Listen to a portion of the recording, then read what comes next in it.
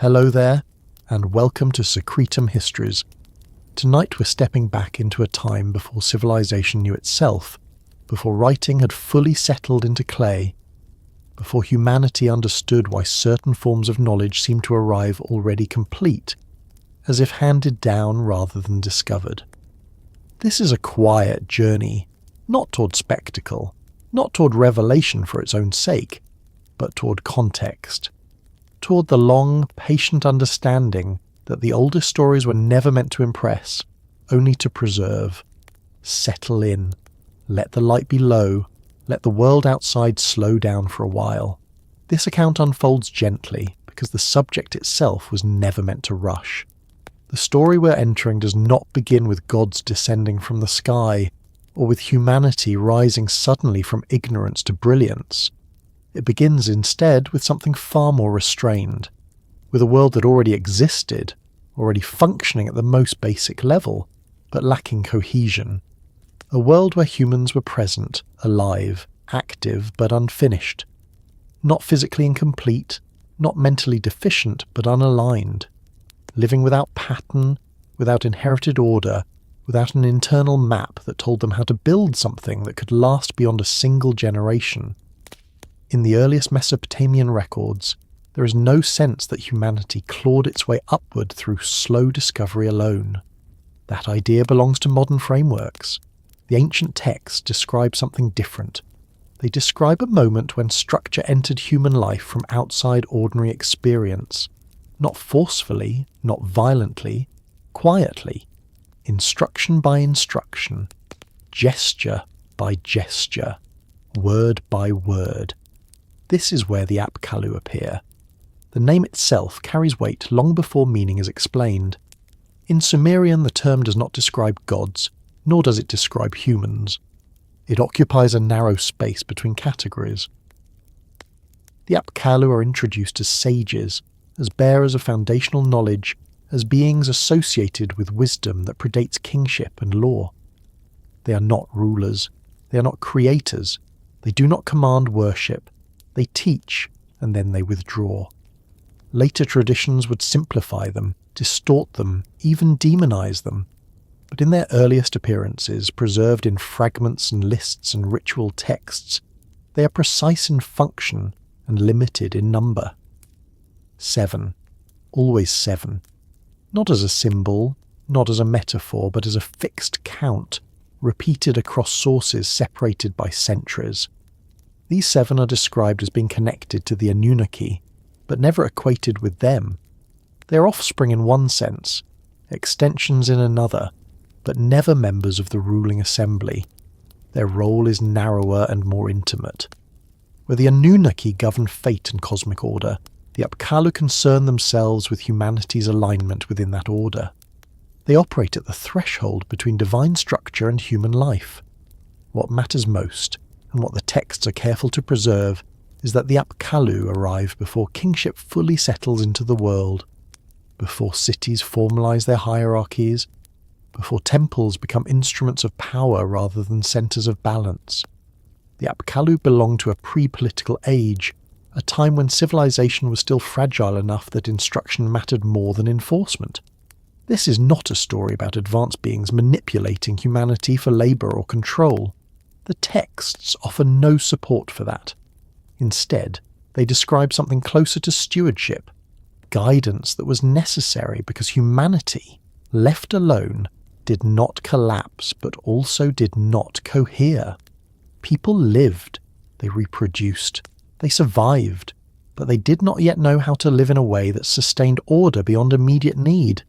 The Apkallu are introduced as the solution to that problem. They are associated first with water, not because water is mysterious, but because water was understood as the carrier of life, memory and continuity.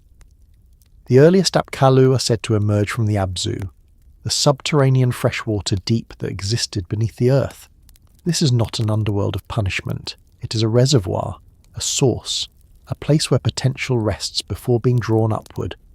To say the Apkallu came from the Abzu is to say they carried primordial understanding into the surface world. Knowledge that was not invented but transferred. knowledge that already existed in the structure of reality and needed to be translated into human terms. This is why they are repeatedly described as instructors of fundamental practices rather than advanced technologies. They teach agriculture, not machines. They teach writing, not codes. They teach ritual cleanliness, architectural proportion, calendar reckoning, and the correct relationship between human labour and natural cycles. These are not dramatic gifts. They are stabilising ones. The texts emphasise this repeatedly, often indirectly. When later kings boast of their achievements, they do not claim to have invented these systems. They claim to have restored them, to have re-established ancient order, to have followed instructions that were already old when their cities were young. The Apkallu are placed deliberately at the beginning of that chain. They are not credited with building cities themselves. They are credited with making cities possible, with establishing the patterns that allow a settlement to become something more than a cluster of dwellings. Without these patterns, the texts imply, human effort dissipates. Work is done, but nothing endures. There is restraint in how the Apkallu are described physically. The texts do not linger on appearance. Later iconography would add fish skins, hybrid forms, exaggerated features, but the earliest material is sparse. This is important. When ancient writers wanted to impress, they knew how. When they wanted to mythologize, they did so openly. The restraint here suggests function mattered more than spectacle. The Apkallu are known by their deeds, not their forms. Each is associated with specific domains of instruction. One teaches writing and record-keeping. Another establishes ritual boundaries. Another aligns human labour with seasonal cycles. Another concerns himself with the proper construction of sacred space. Together they form a complete framework. Not exhaustive knowledge, but sufficient knowledge. And this sufficiency matters. The texts do not portray humanity as destined for endless ascent. There is no narrative of inevitable progress. Instead, there is a strong sense that humanity was given what it needed, not everything it could possibly want. The Apkallu deliver completeness at a basic level, then recede. This withdrawal is not framed as punishment. It is framed as necessity. The presence of beings who instruct directly creates dependency. The texts seem to understand this. As long as the Apkallu remain active, humanity does not internalize order. It follows it. Once they withdraw, humans must maintain what was given without constant correction. This is the tension that begins to surface even in the earliest accounts. Knowledge is stable only if memory persists. Instruction only works if tradition holds. When memory weakens, distortion begins. Later generations would struggle with this. Some would attempt to reclaim lost precision through ritual excess. Others would mythologize what they no longer understood. Still others would reinterpret the Apkallu themselves, projecting fears and desires onto figures that once represented clarity. But at this early stage, none of that has happened yet. Here, the world is quiet, ordered, but not rigid. Humanity is learning how to exist within patterns rather than against them. The Apkallu are present but not dominant. Their authority comes from alignment, not force. This opening moment matters because it establishes the true character of the Apkallu before later traditions complicate them. They are not rebels. They are not fallen beings. They are not intermediaries plotting against higher gods. They are instructors whose task was limited and whose departure was expected. The texts do not mourn their absence. They record it. And this tone continues as the story moves forward. There is no collapse yet, no flood, no judgment, only the slow transition from direct instruction to inherited tradition, from living memory to recorded knowledge. The Apkallu do not disappear all at once. Their presence fades in stages, first from daily life, then from collective awareness. Their names remain longer than their influence. Eventually, even the names blur. This gradual fading is one of the most important details in the entire tradition.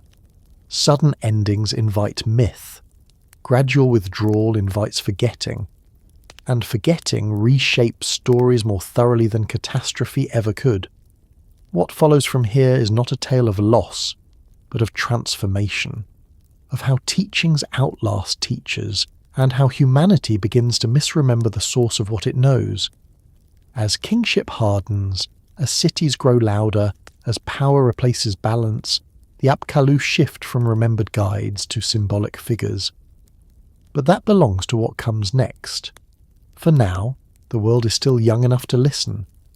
Knowledge has entered quietly. Humanity is not yet burdened by its own systems, and the Apkallu stand at the edge of history, not as legends, but as participants in a moment when civilization was still learning how to stand upright. The transition from this state into something more complex does not happen abruptly.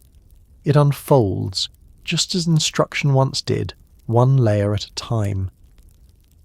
Before cities rose high enough to cast long shadows across the plain, before walls enclosed human life into defined spaces of inside and outside, before authority was concentrated into a single figure whose word carried weight beyond the household, the world described by the oldest Mesopotamian texts existed in a state that is difficult to name without importing modern assumptions.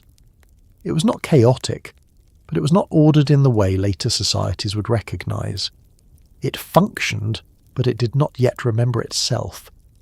The Sumerian scribes who recorded the earliest layers of tradition did not imagine humanity springing suddenly from ignorance into civilization. They described an extended condition of existence that came before kingship, before law codes, before calendars fixed human activity into predictable cycles. In this condition, people lived in proximity to one another, raised families, gathered food, worked the land in limited ways, and responded directly to the rhythms of their environment. What they lacked was not intelligence, nor capability, but continuity. Each generation began almost where the last ended. Knowledge did not yet accumulate in a way that allowed culture to compound itself over time. This is what it means when the texts imply a world before memory had form. Memory existed, but it was fragile, bound to individual lifespans and vulnerable to disruption. Without durable systems of transmission, understanding could not extend far beyond the living. What was learned by one generation often dissolved with it.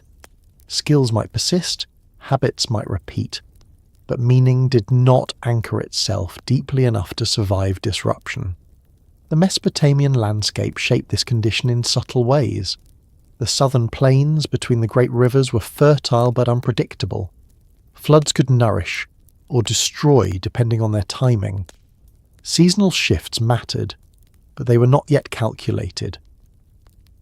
People responded to conditions as they arose, adjusting through experience rather than planning. In such a setting, survival did not require abstraction. It required attentiveness. But attentiveness alone does not produce civilization. The texts do not judge this early condition as inferior. There is no condemnation of pre-civil life, no moral framing of it as primitive or fallen. It is simply incomplete. Humanity existed, but without a stable interface between experience and understanding. Actions were taken, but their implications were not preserved in structured form. There was no inherited framework for interpreting the world beyond immediate need. This distinction becomes important when later texts describe the descent of kingship from heaven. Kingship is not introduced as a solution to violence or disorder. It is introduced as a mechanism of memory, a way to preserve alignment across generations. Authority, in this view, is not primarily coercive. It is mnemonic. It holds patterns in place long enough for them to outlast individuals. Before kingship, such anchoring did not exist. The Apkallu belong to this earlier phase. Their arrival is framed as a response, not intervention. They do not come to correct wrongdoing. They come to stabilize understanding. The texts are clear that humanity was not failing in a moral sense. It was simply unstructured. Life continued, but without accumulated coherence. One of the most revealing features of early Sumerian tradition is its lack of emphasis on innovation. Later cultures celebrate invention. They glorify discovery. The Sumerians, by contrast, speak of restoration, preservation, and correct alignment. This suggests that what mattered most to them was not progress, but continuity. A world before memory had form was not one that needed to be transformed into something new, but one that needed to be given shape. Writing had not yet emerged as a tool for fixing knowledge in time. Oral transmission existed, but it was limited by scale and fragility. Spoken instruction works well in small communities, but it breaks under expansion. As populations grow, as settlements become denser, as roles specialize, memory requires reinforcement. Without it, divergence accelerates. This is the context in which the Apkallu are described as sages rather than leaders. They are not associated with command. They do not issue decrees. They teach patterns. They demonstrate procedures. They encode relationships between actions and outcomes. Their wisdom is practical and cumulative, designed to be internalized and repeated. The earliest lists that mention the Apkallu place them before any named human rulers. This ordering is deliberate. It signals that instruction precedes authority. Knowledge must exist before power can function responsibly. Kingship without instruction becomes domination. Instruction without kingship dissolves. The Apkallu occupy the narrow interval where guidance can be offered without enforcement. This balance is fragile. The texts hint at it without dramatization. They do not depict conflict in this early period. They depict vulnerability. A world where meaning has not yet hardened into tradition is easily altered by circumstance. A flood, a famine, a migration can erase what little continuity exists. Without structures to carry memory forward, humanity resets repeatedly. This is why the Apkallu are associated with foundational practices rather than reactive ones. They do not teach warfare. They do not teach conquest. They teach how to build, how to measure, how to record, how to align ritual with natural cycles. These practices do not dominate the environment. They integrate with it. One of the recurring themes in Mesopotamian thought is the fear of imbalance. Excess is as dangerous as absence. Too much water destroys fields. Too little starves them. Too much population creates noise that disturbs the gods. Too little leads to abandonment. The ideal condition is not abundance without limit, but sufficiency maintained through correct proportion. Before memory had form, proportion could not be preserved reliably. People responded to immediate conditions without reference to accumulated precedent. This made life adaptable, but unstable. It also made humanity dependent on direct experience rather than transmitted understanding. The Apkallu represent a shift from experiential knowledge to inherited knowledge. What they bring is not information, but framework. A way of organizing experience so that it can be remembered, repeated, and refined. This is why they are linked to the earliest conceptions of writing, even before writing fully emerges. Writing is not just a technology, it is a response to the limits of memory. The texts that describe early humanity rarely mention individuals. They speak in collective terms. People existed as groups rather than as named figures. Identity was relational, not institutional. This changes with the introduction of kingship, where individuals become anchors for continuity. But before that shift, instruction had to operate at the level of practice rather than authority. The Apkallu fit this need precisely. They do not require obedience.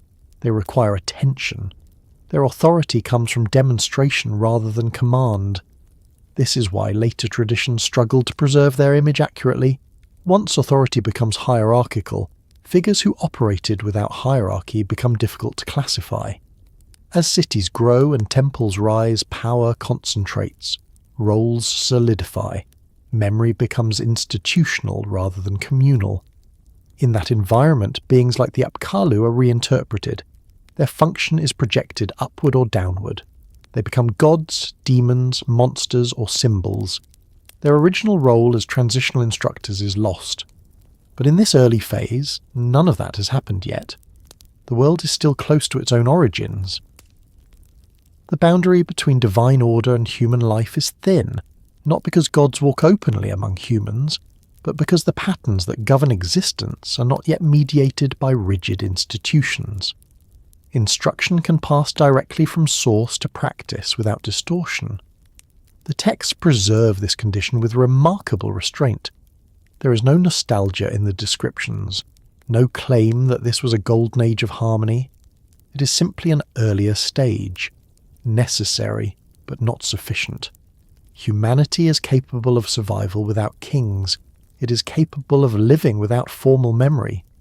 What it cannot do, according to these traditions, is sustain complexity under those conditions. Civilization requires more than life. It requires continuity. This is why the Apkallu are introduced where they are in the narrative structure. Not at creation, not at catastrophe, but at the threshold where continuity becomes possible. They are not said to change human nature. They change human orientation. They do not add new capacities. They align existing ones. This is subtle, but decisive. As this alignment takes hold, the world begins to shift.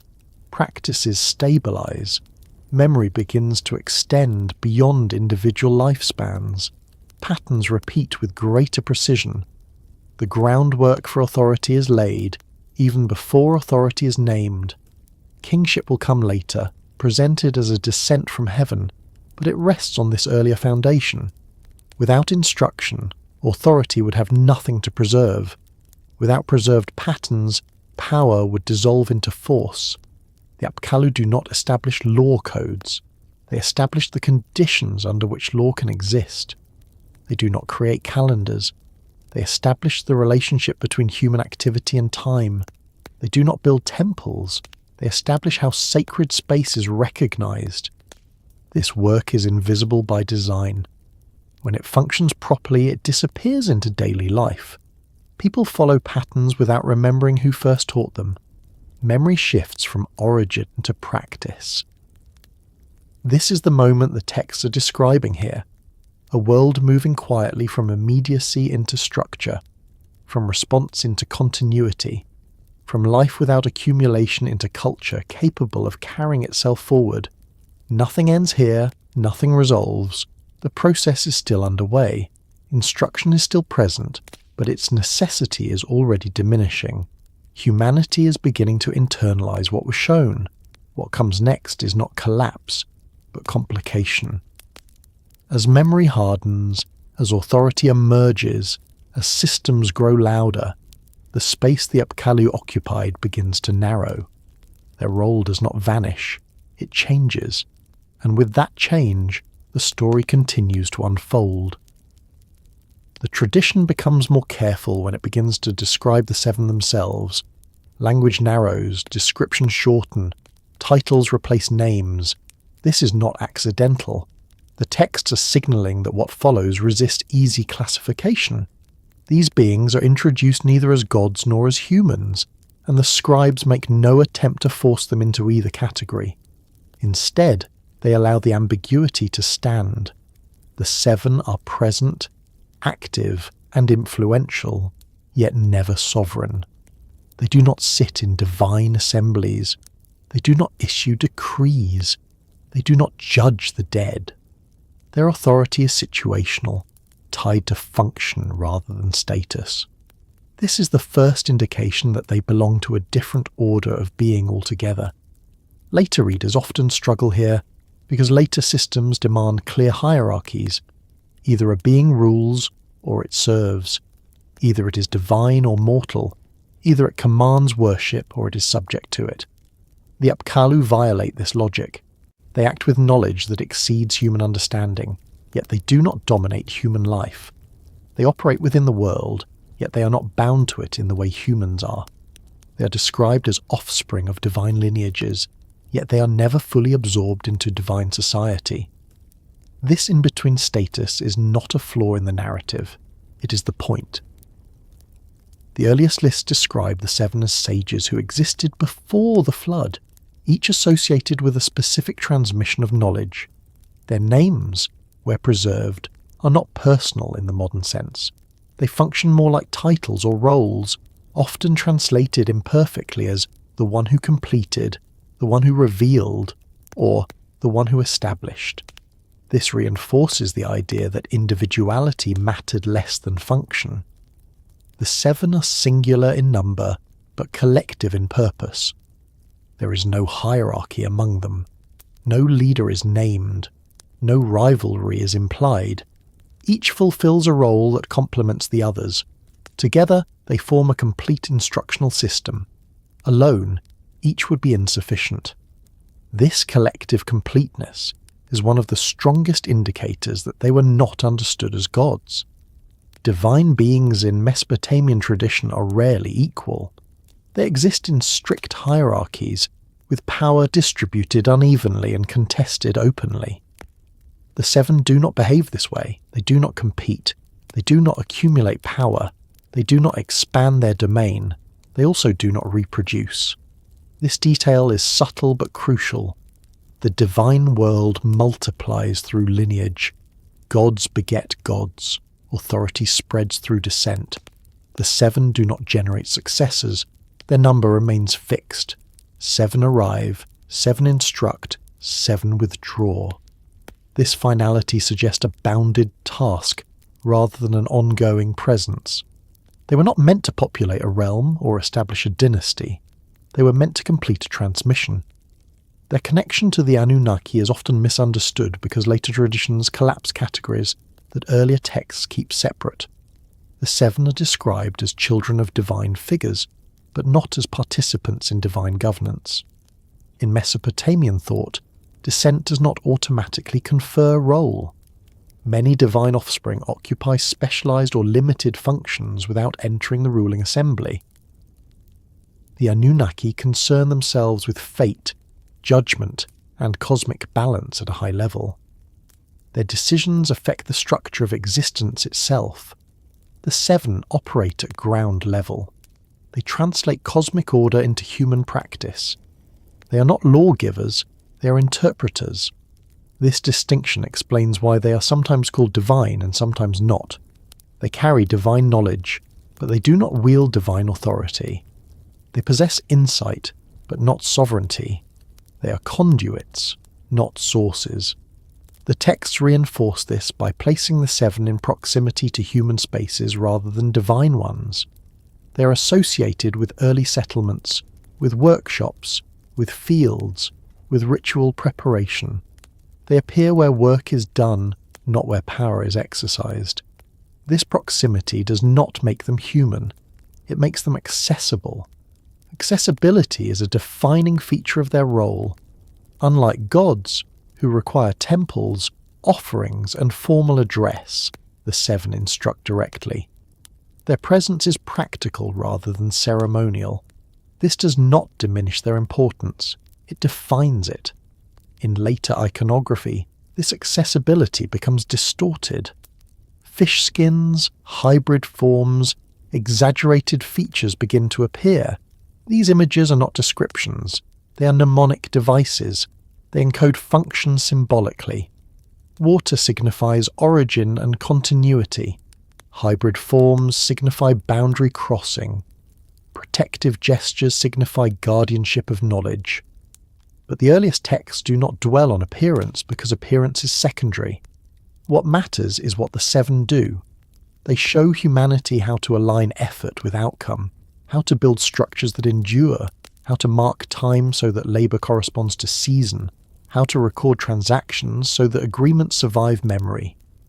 These are not divine acts, they are civilizational ones. This is why the seven are dangerous to misinterpret. When later cultures lose sight of the difference between instruction and rule, they project power where none existed. Teachers become tyrants, sages become overlords, guides become manipulators. The early tradition resists this. It insists on restraint. Another defining feature of the seven is their silence in matters of worship. There are no hymns dedicated to them in the early corpus. no temples built in their honour, no festivals commemorating their deeds. This absence is striking in a culture that ritualised nearly every aspect of divine interaction. The silence suggests that veneration was not expected. Gratitude may have existed, but not devotion. The seven did not seek to anchor themselves in cult. Their task was to make themselves unnecessary. This idea runs counter to most mythological frameworks, which centre on the expansion of divine presence. Here, withdrawal is success. The seven complete their work when humans can carry it forward without intervention. The texts hint at this by noting that later generations remember the knowledge but not the instructors. Practices persist even as origins fade. Writing continues, agriculture stabilizes, architecture becomes standardized, but the seven recede into lists and marginal notes. This is not loss, it is design. The seven are not immortal in the way gods are immortal. They are enduring only in memory and consequence. Their existence is bounded by purpose. Once that purpose is fulfilled, they are no longer present in the same way. Some traditions imply they return to the Abzu, others suggest they merge back into the divine order. Still others remain silent. The lack of consensus here is telling. The precise mechanics of their departure were not central. What mattered was that they did not remain. The refusal to define their ending mirrors the refusal to define their nature too precisely. Ambiguity protects function. Once categories harden, reinterpretation begins. This is why later cultures struggled with the seven. As kingship solidified, as divine hierarchies became more rigid, beings who did not fit neatly into established orders became suspect. Teachers without authority threatened authority. Knowledge without ownership threatened control. Some traditions recast the seven as monsters, others turned them into fallen beings, still others absorbed them into the divine host, stripping them of their instructional role. But the earliest layer does none of this. Here, the seven exist as they are. Neither gods nor humans, neither rulers nor servants. They occupy a narrow band between realms, long enough to complete a task that neither realm could accomplish alone. Humanity could not generate stable civilization without guidance. The gods could not impose it without destabilizing balance. The seven bridge that gap. Their number matters because it signals completeness, not excess, not expansion. 7 is enough. No more are needed. No fewer would suffice. This boundedness sets the tone for everything that follows. Civilization is not meant to grow without limit. Knowledge is not meant to be infinite. Order is not meant to dominate existence. The 7 embody this principle in their very structure. As memory takes hold, as patterns repeat, as authority begins to form, their role diminishes naturally. They do not resist this. They do not cling to relevance. They withdraw without protest. What replaces them is not absence, but inheritance. Humanity begins to act as custodian of what it was shown. Errors will occur, distortions will arise, power will corrupt. But the foundation holds long enough for civilization to take shape. The 7 do not prevent decline. They prevent aimlessness. This distinction matters. They are not saviours. They are not guardians against failure. They are initiators of structure. As the narrative moves forward, the world grows louder. Cities expand. Authority concentrates. Memory becomes institutional. In that environment, the quiet presence of the 7 no longer fits. Their disappearance is not sudden. It is gradual, mirroring the way instruction fades once habit forms. What remains are traces. Practices whose origins are no longer remembered, symbols whose meaning has shifted, stories retold without their original context, and as these traces accumulate, reinterpretation becomes inevitable. That process, slow and uneven, is where the 7 begin to change in the human imagination, not in reality, but in memory. This transformation from instructors to figures of ambiguity marks the next stage of the story. When the oldest tablets use the word Apkallu, they are not naming a species, a title of rank, or a mythological archetype in the way later traditions would assume. They are identifying a function. The term itself carries a meaning that is narrower and more precise than most modern translations suggest, and that precision matters because it determines how these beings were understood within the earliest layers of Mesopotamian thought. In Sumerian usage, Apkallu is most closely associated with wisdom that is active rather than abstract. It does not refer to intelligence as an innate quality, nor to secret knowledge hoarded or concealed. It refers to wisdom that orders, that stabilizes, that makes things workable. The word appears in context tied to instruction, foundation, and proper arrangement. It is applied to those who know how things are meant to function, not simply those who know more than others. This distinction is subtle, but the scribes preserve it carefully. The Apkallu are not described as thinkers removed from the world, nor as visionaries concerned with cosmic speculation. Their wisdom is practical, grounded in the relationship between human effort and the structures that support it. When the tablets describe what the Apkallu provided, they do not list revelations or prophecies. They list methods, measurements, procedures, sequences. The things that turn intention into outcome. The root of the term carries implications of completeness and correctness. An Apkallu is not someone who experiments freely or improvises endlessly. It is someone who understands how to bring a system into alignment so that it performs as intended. This is why the Apkallu are always associated with beginnings. They appear at the moment when a process must be established properly, because errors at the foundation propagate endlessly. The earliest tablets that mention the Apkallu do so in lists rather than narratives. This is important. Lists are administrative tools. They are not designed to entertain or persuade. They preserve order. The presence of the Apkallu in these contexts suggests that they were remembered not as dramatic figures, but as points of reference, anchors for how things were originally set in place. Later mythological retellings would add story and symbolism, but the oldest material is restrained. It treats the Apkallu as part of the infrastructure of civilization, not its spectacle. Their wisdom is assumed to be correct because it precedes deviation. It exists before alternatives proliferate. The tablets do not say the Apkallu invented knowledge. They say the Apkallu brought knowledge into proper form. This implies that what they carried already existed at a higher level of order. Their role was not creation, but translation. They rendered something universal into something usable within human limits. This is why the Apkallu are associated with divine origin, but not divine authority. The knowledge they carried originates beyond humanity, but its application is entirely within the human sphere. They are mediators, not rulers. Their wisdom bridges realms without collapsing them. In the language of the tablets, the Apkallu are described as being endowed with me, a term that refers to divine ordinances or fundamental principles that govern existence. Me are not laws in the legal sense. They are not moral commandments. They are structural truths, the patterns that make things function as they should. Agriculture works because certain relationships hold. Writing works because symbols correspond consistently. Ritual works because actions align with cosmic timing. The Apkallu are described as those who possess these me in a form that can be transmitted. They do not own them. They do not generate them. They carry them. This again reinforces their intermediary status.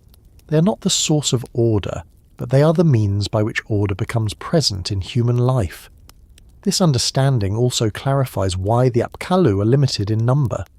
If their role were creative, there would be no reason to restrict them. Creation can expand indefinitely. Transmission cannot. Too many instructors create contradiction. Too many interpretations destabilize foundations. 7 is sufficient to cover the necessary domains without fragmenting coherence. The tablets never suggest that the Apkallu disagree with one another. There are no recorded debates, no conflicts of instruction. This unanimity is not presented as miraculous. It is presented as expected. They carry the same underlying structure, expressed through different functions. The word Apkallu, then, does not describe identity in the modern sense. It describes alignment. To be an Apkallu is to be correctly oriented toward foundational knowledge and capable of imparting it without distortion. This is why the term is not applied broadly. It is reserved. As writing develops and scribble culture expands, the word begins to shift slightly. Later texts use Apkallu more metaphorically, sometimes applying it to exceptionally wise humans, particularly learned priests or scholars. This extension is revealing. It shows that the original meaning was not tied to physical form, but to role. A human could be called Apkallu-like if they embodied the same function within society. This shift also marks the beginning of dilution. When a term tied to a very specific foundational role becomes honorary, its precision weakens. Over time, Apkallu becomes associated with wisdom in general, rather than foundational instruction in particular. By the time of later Assyrian traditions, the term carries layers of symbolism that obscure its original function. But the oldest tablets preserve the distinction. They do not confuse wisdom with intelligence, nor instruction with authority. The Apkallu are wise because they know how to establish, not because they know everything. Their wisdom is finite, sufficient, and complete within its scope. This finite quality is often overlooked by modern interpretations that project limitless knowledge onto ancient figures. The texts do not support that projection. The Apkallu do not teach humanity everything. They teach humanity enough. Enough to build, enough to remember, enough to transmit knowledge forward without constant divine intervention. The term Apkallu therefore implies responsibility. Carrying foundational knowledge is a burden, not a privilege. Errors would have consequences that ripple forward indefinitely. This may explain the care with which the texts avoid personalizing the seven. Individual personality introduces variability. Variability threatens consistency. By keeping the Apkallu function-focused rather than character-driven, the tradition protects the integrity of what they transmit. The message matters more than the messenger.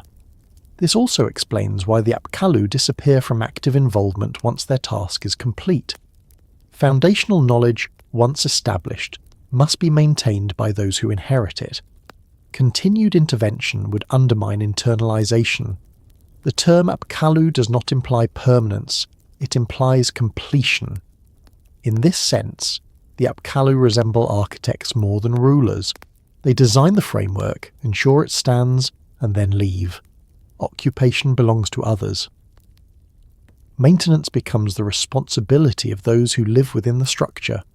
The oldest tablets do not lament their departure because departure is built into the role. An Apkallu who remains active indefinitely would signal failure.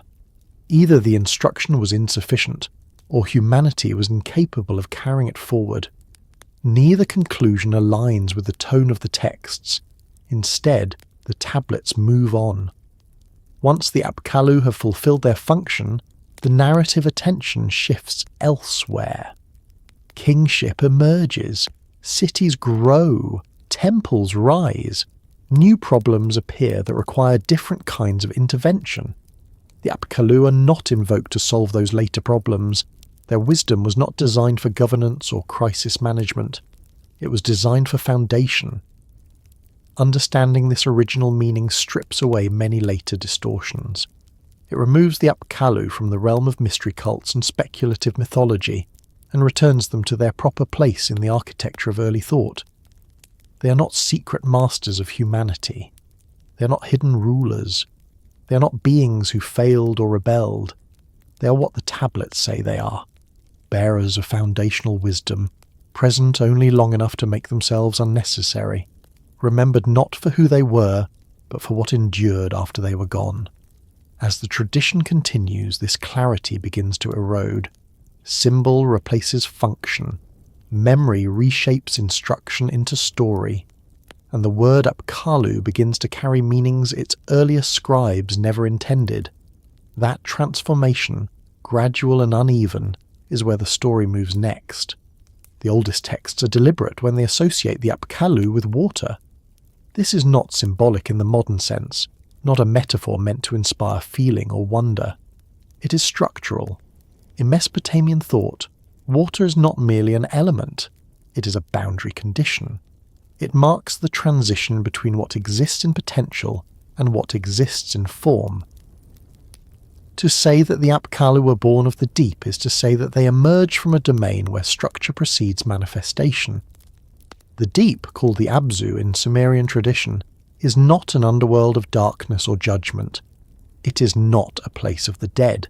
It is the freshwater reservoir beneath the earth, the unseen source that feeds springs, rivers and wells. The Abzu exists below cultivated land, below cities, below temples. It is older than all of them, and it persists regardless of what is built above it. When the tablets speak of wisdom rising from the Abzu, they are not describing revelation from the sky. They are describing something far older and far quieter. Water, in this framework, is memory without form. It moves, it adapts, it carries. It does not impose shape, but it fills whatever shape exists. This is why water is consistently linked to knowledge that must be translated rather than commanded. Wisdom from the Abzu does not arrive as law. It arrives as possibility shaped by context. The Apkallu are said to emerge from this deep because their role depends on this quality. They carry understanding that has not yet hardened into doctrine. They bring patterns that can adapt to human limitation without losing coherence. This flexibility is essential. Knowledge that cannot bend shatters when applied to lived reality.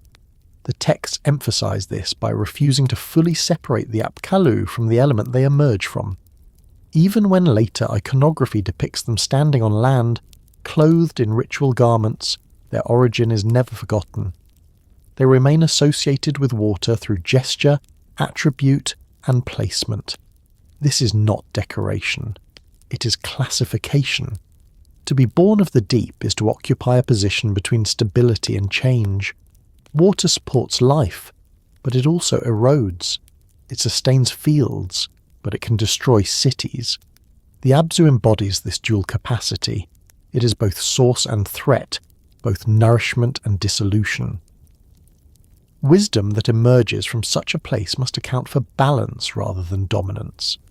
This is where the line between water, wisdom, and flesh becomes visible. The Apkallu are not purely aquatic beings, nor are they fully terrestrial. They cross from one domain into another. They enter human space carrying something that does not originate there, yet they do not remain alien to it. They take form that can operate within human conditions. Flesh, in this sense, is not biology alone. It is limitation. It is the capacity to act within constraint. The texts are careful not to describe the Apkallu as disembodied. They walk, they gesture, they instruct, they interact with human environments. At the same time, they are not described as mortal in the ordinary sense. Their bodies are not subject to lineage, aging, or reproduction. Flesh, for them, is a medium rather than an identity. This intermediate embodiment allows them to function as translators. Wisdom that remains in the Abzu cannot be applied. Flesh that lacks access to the deep cannot sustain structure. The Apkallu stand at the intersection. This is also why they are associated with purification rituals involving water. Purification in Mesopotamian thought is not moral cleansing. It is realignment. Water removes accumulation. It restores surfaces to a state where correct patterns can be reimposed. The Apkallu, emerging from the deep, carry this same function at a societal level. They do not punish deviation. They wash it away. The boundary between water and land is one of constant negotiation. Rivers flood. Channels shift. Fields must be adjusted repeatedly. Mesopotamian civilization exists only because this negotiation is managed carefully. Too much control leads to stagnation. Too little leads to collapse. The Apkallu embody this negotiated balance. They teach humanity how to work with water without attempting to master it completely. Irrigation systems are guided, not forced. Channels are dug, not straightened beyond recognition. Floods are anticipated, not eliminated. This practical wisdom mirrors their own nature. They do not impose fixed forms where flexibility is required. The connection between water and wisdom also explains why the Apkallu are not associated with fire or light in the earliest layers. Fire transforms aggressively. Light reveals suddenly. Water sustains gradually. The kind of knowledge the Apkallu transmit does not overwhelm. It accumulates. This accumulation is essential for memory to take hold. Memory that forms too quickly fractures. Memory that forms slowly integrates. The Abzu, as a continuous reservoir, models this endurance. Wisdom drawn from it is not episodic. It is persistent. The text also linked the Apkallu to Enki, the deity most closely associated with the Abzu. Enki is not a ruler god. He is a god of mediation, of clever solutions, of adaptation. His domain is not the sky or the underworld, but the interface between natural forces and human need. The Apkallu, described as his offspring or attendants in some traditions, reflect this same orientation. They do not arrive bearing weapons or symbols of authority. They arrive with tools, measurements, and procedures. These are the instruments of water management, of construction, of record-keeping. They align with Enki's domain because they extend it into human life. The flesh of the Apkallu is therefore not incidental. It allows them to operate where water alone cannot. Water does not build. Water does not write. Water does not plan. Flesh enables action. Wisdom enables direction. The deep enables continuity. All three are required. Later traditions would struggle with this synthesis. Some would emphasize the aquatic aspect, turning the Apkallu into fishmen or monsters. Others would emphasize their wisdom, elevating them into abstract sages detached from material reality. Still others would emphasize flesh, recasting them as fallen beings bound to the earth.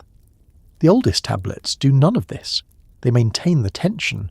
The Apkallu are born of the deep, but they do not remain submerged. They enter the world because the world requires structure. Once that structure holds, they no longer need to remain. This is not exile, it is completion. Their departure mirrors their origin. Just as they rise from the Abzu when alignment is needed, they recede when alignment stabilizes. Water returns underground. Wisdom returns to pattern. Flesh returns to ordinary human inheritance. What remains is not absence, but circulation. The deep still exists. Water still flows. Knowledge still moves, now carried by humans rather than intermediaries. The line between water, wisdom, and flesh does not vanish after the Apkallu withdraw. It becomes internalized. Humans learn to draw from memory as they once drew from instruction. They learn to maintain balance without direct mediation. This process is imperfect.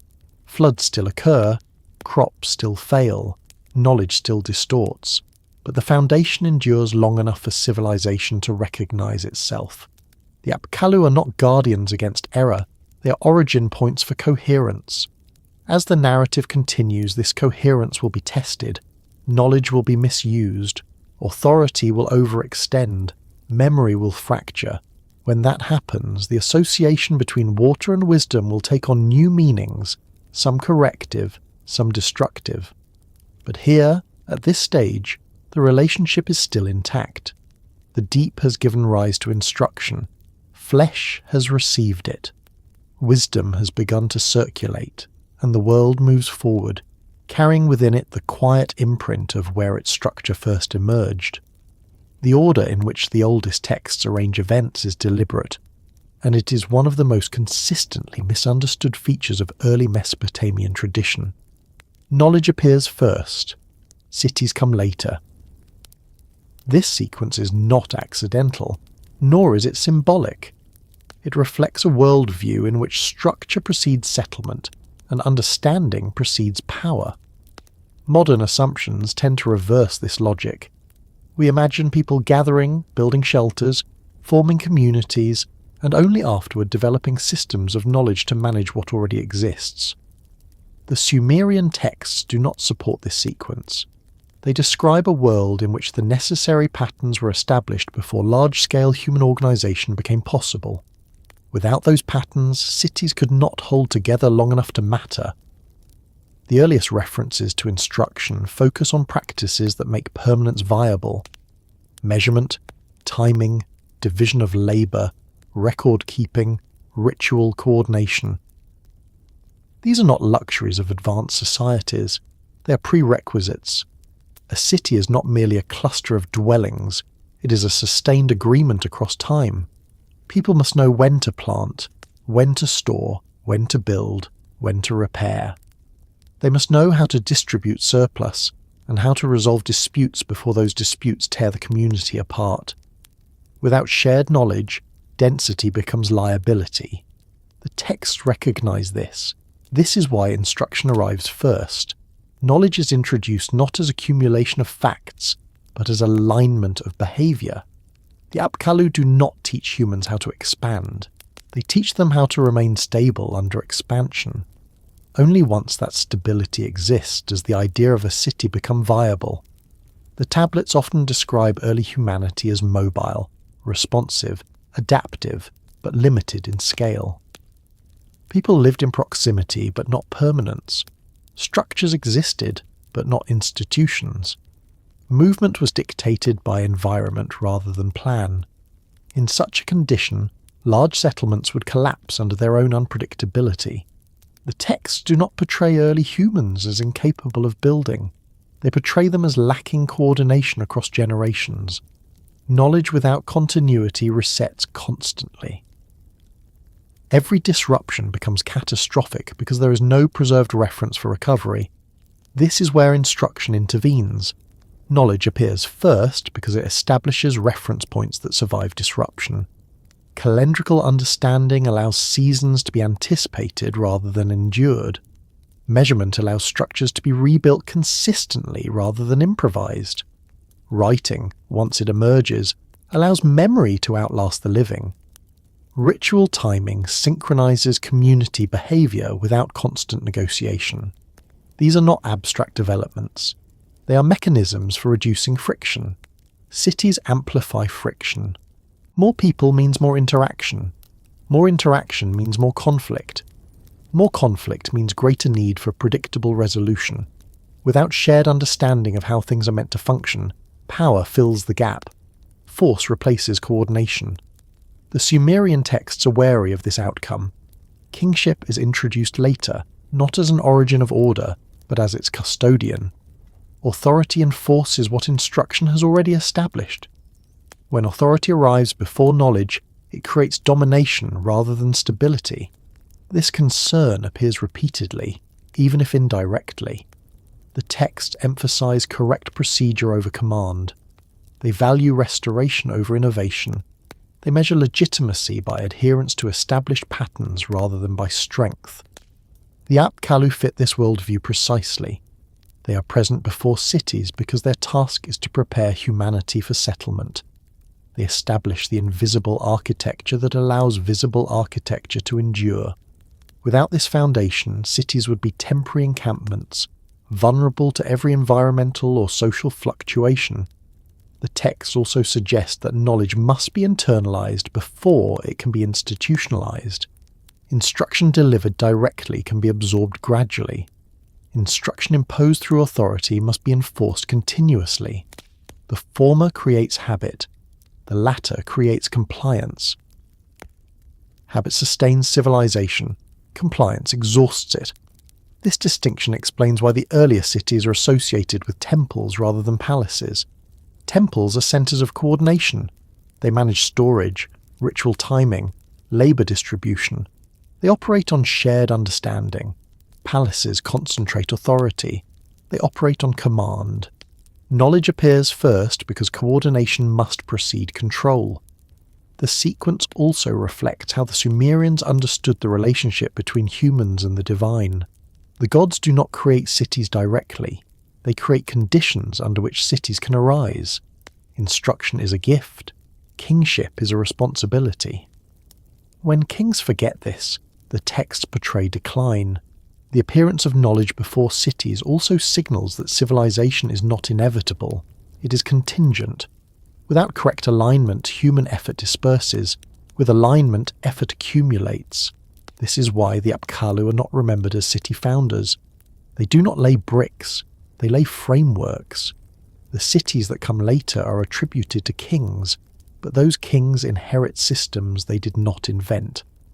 The Sumerian king list reinforces this idea subtly. Kingship descends from heaven, but it does so into an already ordered world. The cities it governs already exist as concepts before they exist as institutions. Names are assigned to places that will become cities before walls rise around them. This suggests that settlement follows understanding, not the other way around. Knowledge also appears before cities because it limits them. The texts do not celebrate endless urban expansion. They are deeply aware of its costs. Noise disturbs the gods, density strains balance, excess provokes catastrophe. The flood narrative, which will come later, is framed not as punishment for moral failure, but as response to unchecked accumulation. Instruction is therefore also restraint. It teaches where not to build, where not to expand, how to remain within bounds. Cities that ignore these lessons do not endure. This perspective stands in contrast to later ideologies that equate growth with success. The Sumerian worldview values equilibrium. Knowledge establishes that equilibrium before settlement tests it. The sequence also explains why writing appears when it does. Writing is not the origin of knowledge, it is the reinforcement of it. Oral instruction can establish patterns. Writing preserves them under strain. Cities create that strain. Without writing, cities lose coherence as populations grow. Without cities, writing is unnecessary. The texts place writing where it belongs, as a response to complexity, not its cause. The Apkallu operate before writing becomes central. Their instruction is meant to be embodied first. Only later is it fixed into signs. This ensures that writing records practice rather than replaces it. This is another subtle but important distinction. When writing precedes embodied understanding, it becomes detached. When it follows, it reinforces. The oldest tablets preserve this order consistently. Knowledge, then settlement. Instruction, then authority. Pattern, then structure. This sequence also reveals a deep caution. Civilization is powerful but fragile. It requires constant alignment. Knowledge is the stabilizing force that allows cities to exist without collapsing into chaos or tyranny. The Apkallu, emerging from the deep, carry this stabilizing force. They introduce it quietly without spectacle. Once it takes hold, they withdraw. Cities rise not because they are commanded to, but because the conditions now allow them to stand. As the narrative continues, those cities will grow. Power will concentrate. Memory will harden into law. Knowledge will become institutional rather than personal. With that shift, new tensions will emerge. But at this stage, the sequence is still intact. Understanding has arrived. Alignment has been established. Humanity is now capable of settling without tearing itself apart. And so the foundations of cities are laid, not in stone first, but in knowledge that precedes them. Before humanity was assigned a role within the cosmic order, before labour was defined, before service to gods became an organising principle of existence, the Apkallu already had work to do. This detail is easy to overlook because later texts frame human purpose so clearly that it feels inevitable, as though humanity was created already knowing what it was for. The oldest layers do not present it that way. They describe a prolonged interval in which humans existed without a fixed function, alive but undefined, active but unanchored. In this early condition, humanity was not yet a solution to any divine problem. People lived, gathered, reproduced, and responded to their environment, but their actions were not yet integrated into a larger structure. There was no expectation that human activity served a higher system beyond immediate survival. The gods existed. The world functioned. Humans occupied space within it, but without an assigned place. This is the world the Apkallu enter. Their role during this period is not to give humanity meaning in a moral or philosophical sense. They do not explain why humans exist. They do not speak of destiny or salvation. Their task is more restrained and more foundational. They prepare humanity to be capable of purpose before purpose is imposed. This distinction matters. Purpose, in Mesopotamian thought, is not an abstract calling. It is functional placement. To have purpose is to fit into a system in a way that sustains it. Humanity before instruction does not yet fit, not because it is flawed, but because the system itself has not yet been translated into human-scale action. The Apkallu operate in this gap. They do not assign tasks. They establish capacities. They teach humans how to build, how to coordinate, how to remember, how to align effort across time. These are not ends in themselves. They are prerequisites. A being cannot serve a role it cannot sustain. The texts imply that before this instruction, human labour was diffuse. Work was done, but it did not accumulate. Fields were tended, but yields were inconsistent. Structures were built, but they did not endure. Groups formed, but they fractured easily under stress. Humanity was active, but not integrated. This state is not condemned. It is transitional. The Apkallu respond not to failure, but to limitation. They recognize that without internal structure, external purpose would collapse into exploitation or chaos. Assigning humanity a role before establishing coherence would create imbalance. This may explain why the earliest creation narratives place the instruction of humanity before the formal declaration of its purpose. The texts describing the creation of humans as labourers for the gods come later in the narrative sequence. They assume a foundation already in place. The Apkallu provide that foundation. They teach humans how to work together before they teach them what to work for. They establish shared timing before assigning collective labour. They introduce record-keeping before imposing obligation. In doing so, they ensure that when purpose arrives, it does not overwhelm.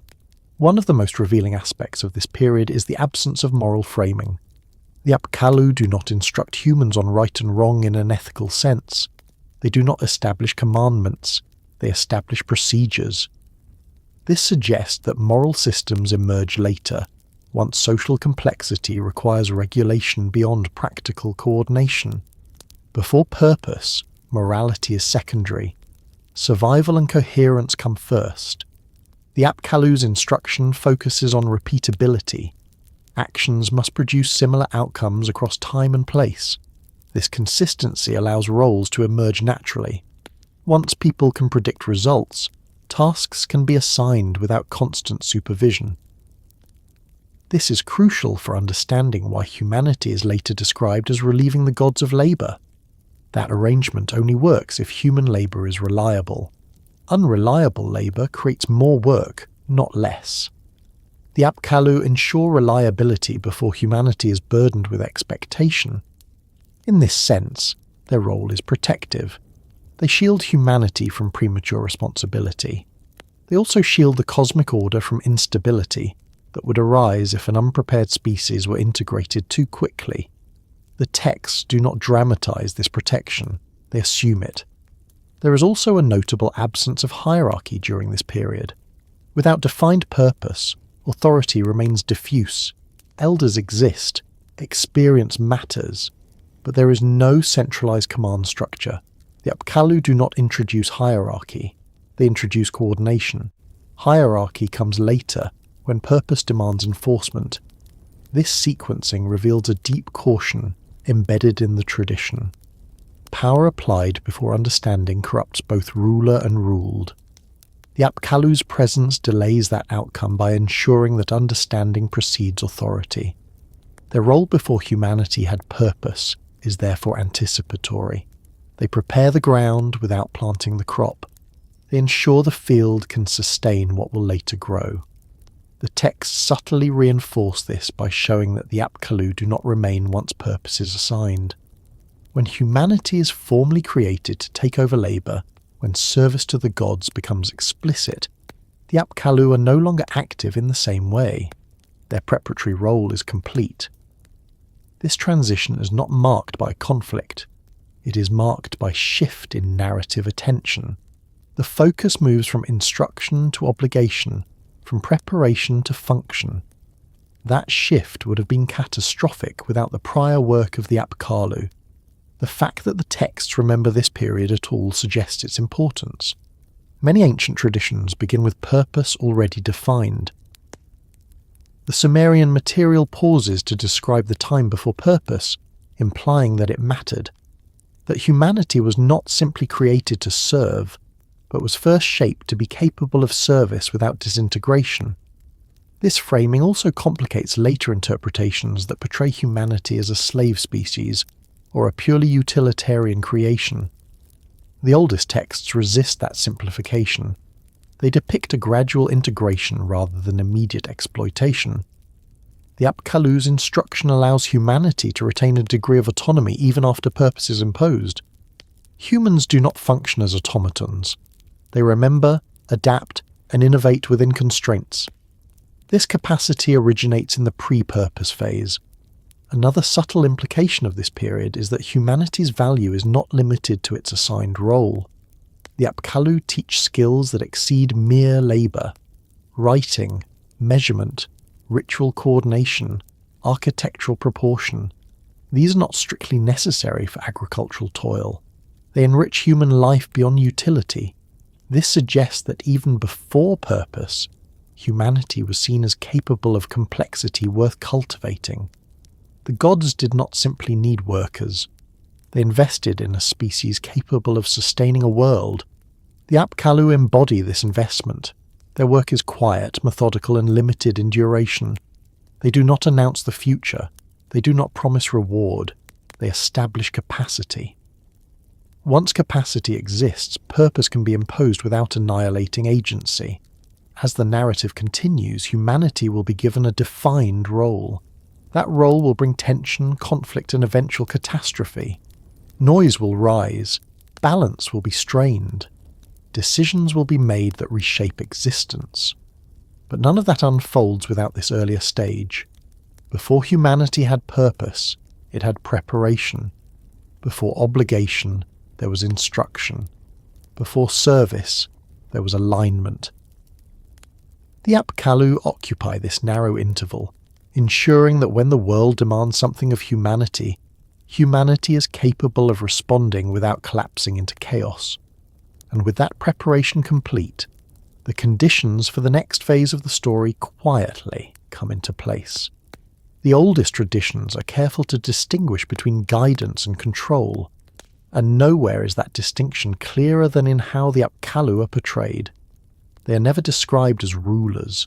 They hold no thrones, command no armies, issue no decrees. Their authority does not come from position, but from demonstration. Order, in this early phase of the world, is not imposed from above. It is shown, practiced, repeated, and slowly absorbed. This matters because Mesopotamian culture understood power very well. By the time most surviving texts were written, kingship was entrenched, hierarchy was rigid, and coercion was an accepted feature of governance. The scribes who preserved the memory of the Apkallu knew exactly what rule looked like. Their refusal to describe the Apkallu as rulers is intentional. Order, as the Apkallu introduce it, does not rely on obedience. It relies on recognition. They do not compel humans to follow correct procedures. They perform those procedures in ways that make their effectiveness undeniable. Irrigation works when channels are laid at the proper gradient. Crops thrive when planting aligns with seasonal cycles. Structures stand when proportions are respected. Records prevent conflict when agreements are preserved. Humans follow because results follow. This is a fundamentally different model of authority than kingship. Kings enforce order through consequence. The Apkallu reveal order through outcome. One punishes deviation. The other renders deviation inefficient. The texts subtly emphasize this by never describing resistance to the Apkallu. There are no rebellions, no refusals, no conflicts. This is not because humans are depicted as passive. It is because instruction that works does not require force. When a method produces stability in an unstable world, it spreads naturally. The Apkallu do not teach through proclamation, they teach through example. The verbs associated with them are not words of command but of placement, arrangement and demonstration. They set things correctly, they establish patterns, they align processes. This is why their influence is strongest in practices that cannot be enforced effectively through violence. You cannot force the seasons to align. You cannot command water to flow correctly. You cannot punish a building into standing. These things respond only to correct understanding. Order shown rather than enforced is also more resilient. Enforced systems collapse when authority weakens. Demonstrated systems persist because they are internalized. The Apkallu's approach ensures that order remains even after they are gone. This internalization is visible in how later generations behave. Kings claim legitimacy by restoring ancient practices, not inventing new ones. Laws appeal to tradition rather than innovation. Rituals emphasize correct performance over personal intention. All of this traces back to a model of order learned rather than imposed. The Apkallu are foundational to this model. Their role as teachers also explains why they do not remain indefinitely. Teaching that never ends creates dependence. The goal of instruction is autonomy. Once humans can recognize correct order themselves, continued presence becomes counterproductive. The texts imply this quietly. As order stabilizes, references to the Apkallu diminish, not because they failed, but because their work succeeded. There is also a deeper implication here about the nature of order itself. In Mesopotamian thought, order is not arbitrary. It is embedded in the structure of reality. The Apkallu do not invent it. They reveal it. Their authority rests on alignment with something larger than themselves. This distinguishes them sharply from rulers, whose authority often rests on force, lineage, or divine sanction. The Apkallu require none of these. Their legitimacy is immediate and practical. Later traditions that reinterpret the Apkallu as rulers or overlords miss this point entirely. They project later political frameworks backward onto a period that operated on different principles. The earliest texts resist this projection by keeping the Apkallu deliberately modest in presentation. Even their number reinforces this restraint. 7 teachers are enough to establish order. 7 rulers would be insufficient to govern a growing population. Teaching scales differently than rule. Once learned, it multiplies without supervision. This scaling is critical. The Apkallu's influence expands precisely because it does not rely on their continued presence. Each human who internalizes correct practice becomes a carrier of order. The texts also avoid attributing punishment to the Apkallu. They do not discipline, they do not judge. Those functions belong elsewhere in the divine hierarchy. This separation of roles preserves clarity. Teachers teach, judges judge, rulers rule. When these roles blur, imbalance follows. The Apkallu's restraint prevents that blurring at the foundational stage. Their example also sets a precedent for how later authority should behave, even if it often fails to live up to it. Ideal kings are described as shepherds, caretakers, restorers of order. These metaphors echo instructional rather than coercive models. Even when kings rule harshly, they justify themselves by claiming alignment with ancient wisdom rather than raw power. This rhetorical inheritance traces back to the Apkallu's method. Order shown rather than enforced also explains why the earlier systems emphasize ritual correctness over belief. Belief is internal and difficult to regulate. Correct action can be observed, repeated, and taught. The Apkallu establish patterns of behavior that function regardless of internal conviction. This does not mean belief is irrelevant. It means belief emerges later. once systems are stable enough to support abstraction. At the beginning, survival and coherence matter more than ideology. The Apkallu's teaching operates at this practical level. They are concerned with outcomes, not declarations. They do not ask for loyalty. They demonstrate viability. This approach also reduces conflict. Enforcement creates winners and losers. Instruction creates adopters. The early texts do not depict a world riven by struggle during the Apkallu's presence. Conflict emerges later, when authority consolidates and enforcement becomes necessary. The contrast is instructive. It suggests that the earliest form of order was not oppressive, but participatory. Humans learned because learning improved their lives. They followed patterns because patterns worked. The Apkallu are remembered precisely because they did not rule. Rulers are replaced, overthrown, forgotten. Teachers whose lessons endure shape civilizations invisibly. As the narrative moves forward, this model will be tested. Population grows, noise increases, balance strains. At some point, instruction alone is no longer sufficient. Authority emerges to maintain what instruction established. But that authority inherits a foundation shaped by teachers, not tyrants. The Apkallu's legacy is therefore not power, but precedent. They demonstrate that order can exist without domination, that structure can arise through understanding rather than fear. This legacy does not prevent later failure. It does, however, define what correct order is meant to look like, even when reality falls short. And as the story continues, the distance between order shown and order enforced will become one of the central tensions shaping everything that follows. The oldest traditions do not present their instructions in the form of manuals. There are no step-by-step guides carved cleanly into clay explaining how to build a canal, how to measure a field, or how to align a structure with the movement of the heavens. Instead, these instructions are woven into stories, not because the people who recorded them lacked precision, but because precision alone does not survive time. Mythic language is not a sign of confusion. It is a storage system. In a world before widespread literacy, before standardized schooling, before centralized archives, information had to be embedded in forms that could travel intact across generations. Stories do this better than lists. Symbols endure where numbers fail. Narrative carries context that raw instruction cannot preserve. The Sumerians understood this intuitively, and the Apkallu operated within that understanding.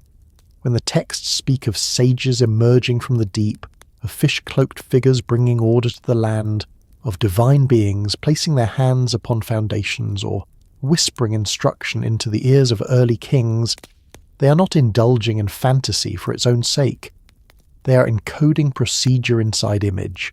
They are protecting function by disguising it as story. This is why the language feels layered rather than literal. Sacred instruction is hidden inside myth because myth is resilient. It adapts without breaking.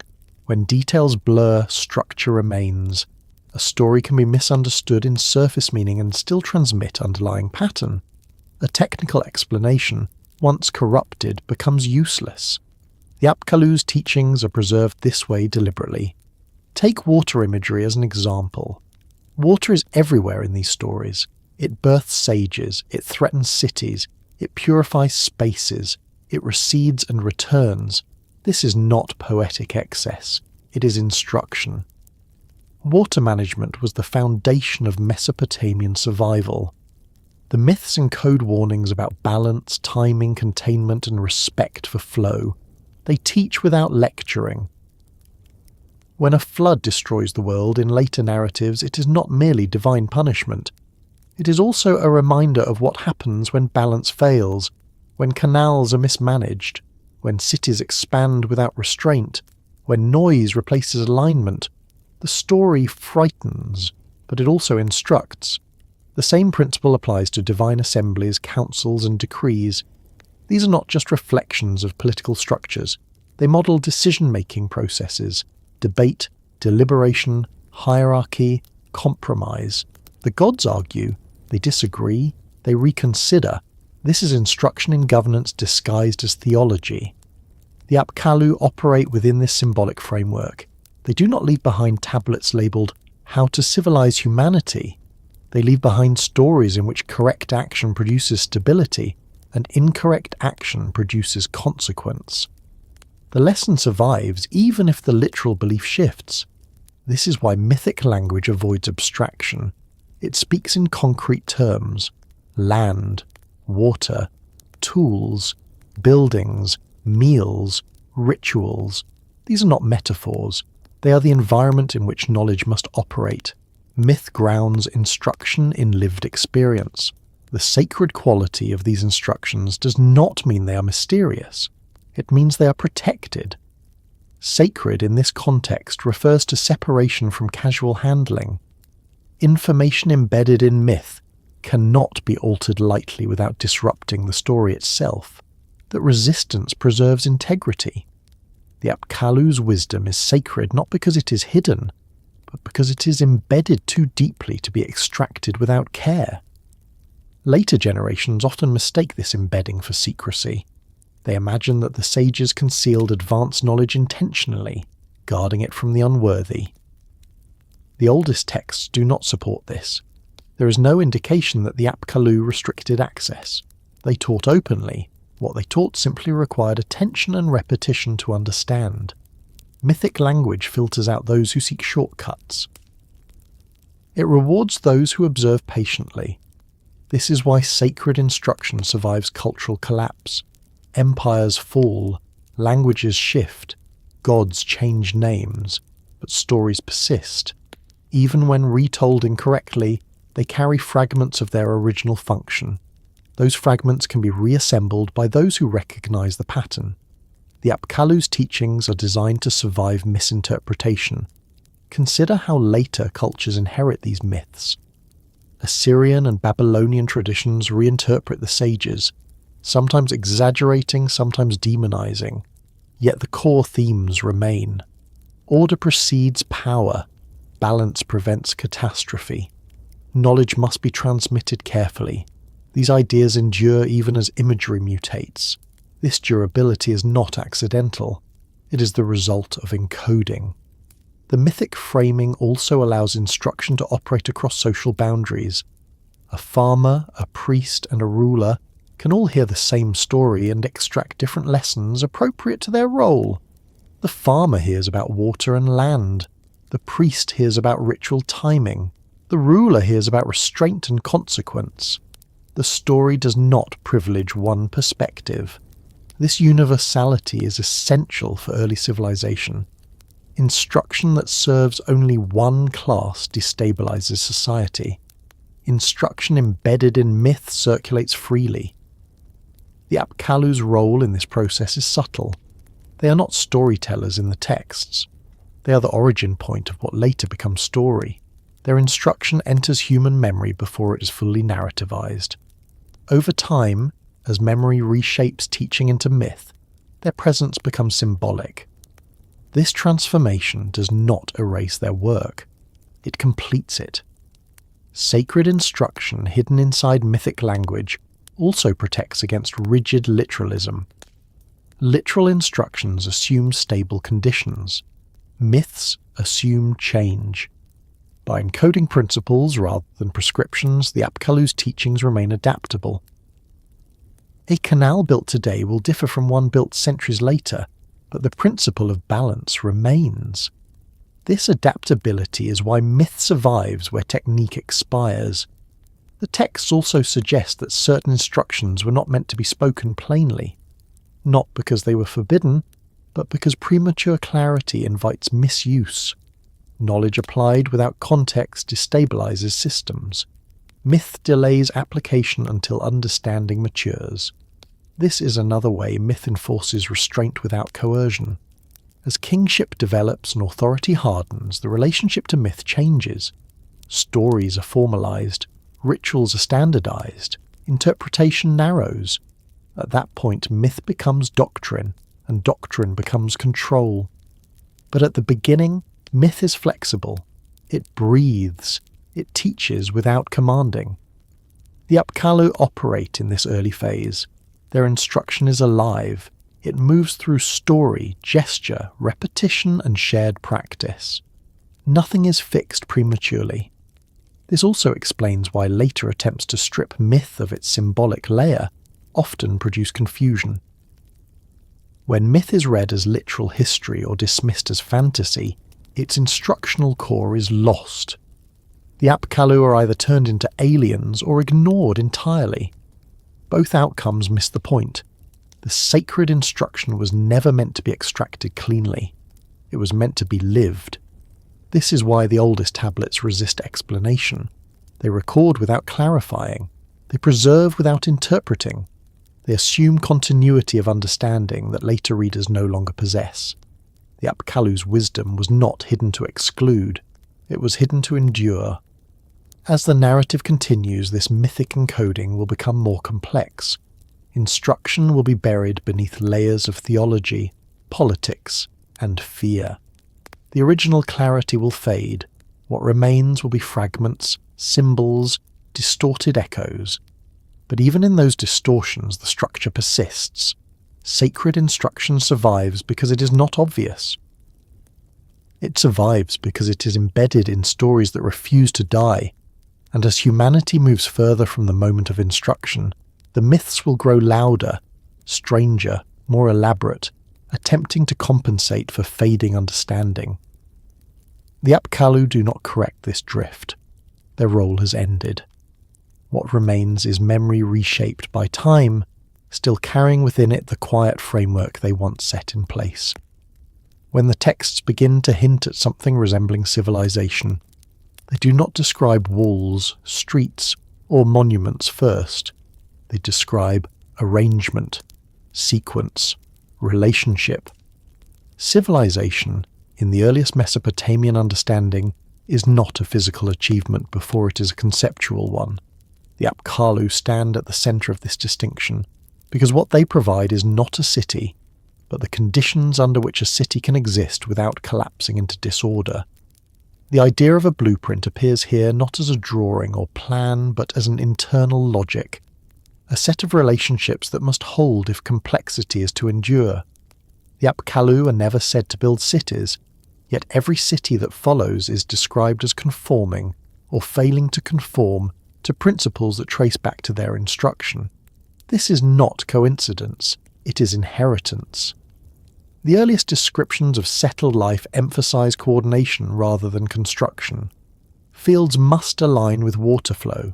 Storage must align with harvest cycles. Labour must align with timekeeping. Authority must align with precedent. None of these require stone or brick to exist. They require agreement, memory, and repetition. This is the blueprint the Apkallu establish. The texts imply that before this blueprint existed, human settlements were temporary by nature.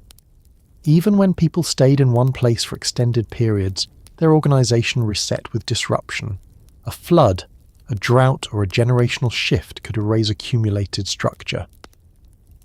What the Apkallu introduce is not permanence in material terms, but resilience in conceptual terms. This resilience comes from pattern recognition. Humans learn not just what to do, but why certain actions produce stability. They learn to anticipate rather than react, to prepare rather than improvise endlessly. This shift marks the true beginning of civilization. The blueprint does not dictate scale. It does not require cities to grow large. It allows them to grow without tearing themselves apart. This is an important distinction. The text never celebrates size for its own sake. They value proportion. A city that exceeds its capacity destabilizes the balance the Apkallu sought to establish. This concern appears repeatedly in later narratives, especially those involving catastrophe, excess population, excessive noise, unchecked expansion. These are framed not as moral failures, but as violations of balance. The blueprint was never meant to support limitless growth. The Apkallu's instruction therefore includes restraint, not explicit prohibition, but structural limitation. Systems that work correctly signal when they are overextended. Irrigation channels flood when mismanaged. Storage fails when surplus exceeds distribution capacity. Social tension rises when coordination breaks down. These signals are part of the design. The first blueprint of civilization integrates these feedback mechanisms. It does not promise safety, it promises intelligibility. When failure occurs, it can be understood rather than mystified. This intelligibility is crucial. Without it, catastrophe feels arbitrary. With it, catastrophe becomes instructive. The text suggests that early humans were taught to read these signs, to recognize imbalance before it became irreversible. This reading is a form of wisdom that persists long after the Apkallu withdraw. The blueprint also establishes roles without hierarchy. Tasks emerge from necessity rather than command. Some individuals manage water, others store grain, others record transactions. Authority grows organically from function. This does not eliminate power, but it grounds it. Later kings will claim divine sanction for their rule, but the earlier cities operate on practical authority. Those who know how things work are listened to. This echoes the Apkallu's own mode of influence. Knowledge precedes command. The blueprint also integrates sacred space into daily life, without separating it entirely from practical function. Temples in early Mesopotamia are not distant sanctuaries removed from economic activity. They are centers of storage, redistribution, and coordination. Ritual and administration coexist. This reflects the Apkallu's teaching that order is holistic. It cannot be divided cleanly into sacred and profane. This integration prevents fragmentation. When belief and practice diverge too far, instability follows. The blueprint keeps them aligned. Another key feature of this early civilizational logic is its emphasis on maintenance. Creation is not the primary concern. Upkeep is. Canals must be cleared, walls repaired, records updated, rituals repeated. The Apkallu's wisdom prepares humanity for this reality. Civilization is not an event. It is a process that requires continuous attention. This focus on maintenance distinguishes Mesopotamian thought from later traditions that emphasize founding moments. The Apkallu do not establish a golden age. They establish a workload. Civilization, once begun, must be sustained consciously. The text also suggests that this workload is shared. No single individual can manage the system alone. This necessitates trust, delegation, and memory beyond personal experience. Writing will later reinforce this, but the blueprint exists before writing becomes dominant. The Apkallu's role in shaping this blueprint is therefore indirect but pervasive. They do not appear in later administrative texts because their influence has become invisible. It has been absorbed into practice. This invisibility is often mistaken for absence. In reality, it is the mark of successful instruction. When a system functions, its origins fade. The blueprint also accounts for failure. It does not assume perfection. It anticipates breakdown and incorporates methods for restoration, ritual purification, rebuilding, re-establishing correct measures. These are not responses to moral guilt, but to structural drift. This is why later kings emphasize restoration in their inscriptions. They present themselves as realigners rather than innovators. Even tyrannical rulers frame their actions as returns to ancient order. The blueprint constrains ambition by anchoring legitimacy in continuity. The Apkallu are the source of this constraint. Their instruction ensures that civilization develops with an awareness of its own fragility. This awareness does not prevent catastrophe, but it shapes response. After collapse, rebuilding follows familiar patterns rather than improvisation. This capacity to rebuild distinguishes civilization from settlement. Settlement can be destroyed permanently. Civilization can re-emerge because its blueprint survives in memory, ritual, and story. The Apkallu ensure that blueprint exists before physical complexity obscures it. Once cities grow, once power consolidates, the blueprint becomes harder to see. But it remains embedded. This embedding is why later generations can look backward and recognize loss. They sense that something has drifted, even if they cannot name it precisely. They speak of ancient wisdom, of forgotten order, of restoration. These impulses trace back to the original blueprint. The Apkallu are not remembered as founders because founders are visible. They are remembered as sages because sages operate beneath the surface. Their work shapes what follows without demanding recognition. As the narrative moves forward, this blueprint will be tested by scale, ambition, and fear. Kings will attempt to override feedback. Cities will grow beyond balance. The gods themselves will react. But all of that unfolds against a backdrop already laid. The Apkallu's contribution is not a moment. It is a framework. Civilization begins not when walls rise, but when humans learn how to sustain complexity without destroying themselves. That lesson, quiet and uncelebrated, is the first true blueprint. And once it exists, the world can move into its next, more dangerous phase, carrying both the strength and the limitations of what the Apkallu set in place. The connection between the Apkallu and the Anunnaki is one of the most carefully drawn boundaries in the oldest Mesopotamian material, and it is precisely because that boundary exists that later misunderstandings arise.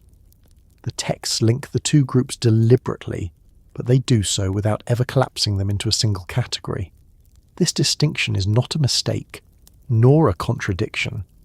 It reflects a layered understanding of divine order that modern readers often flatten without realizing it.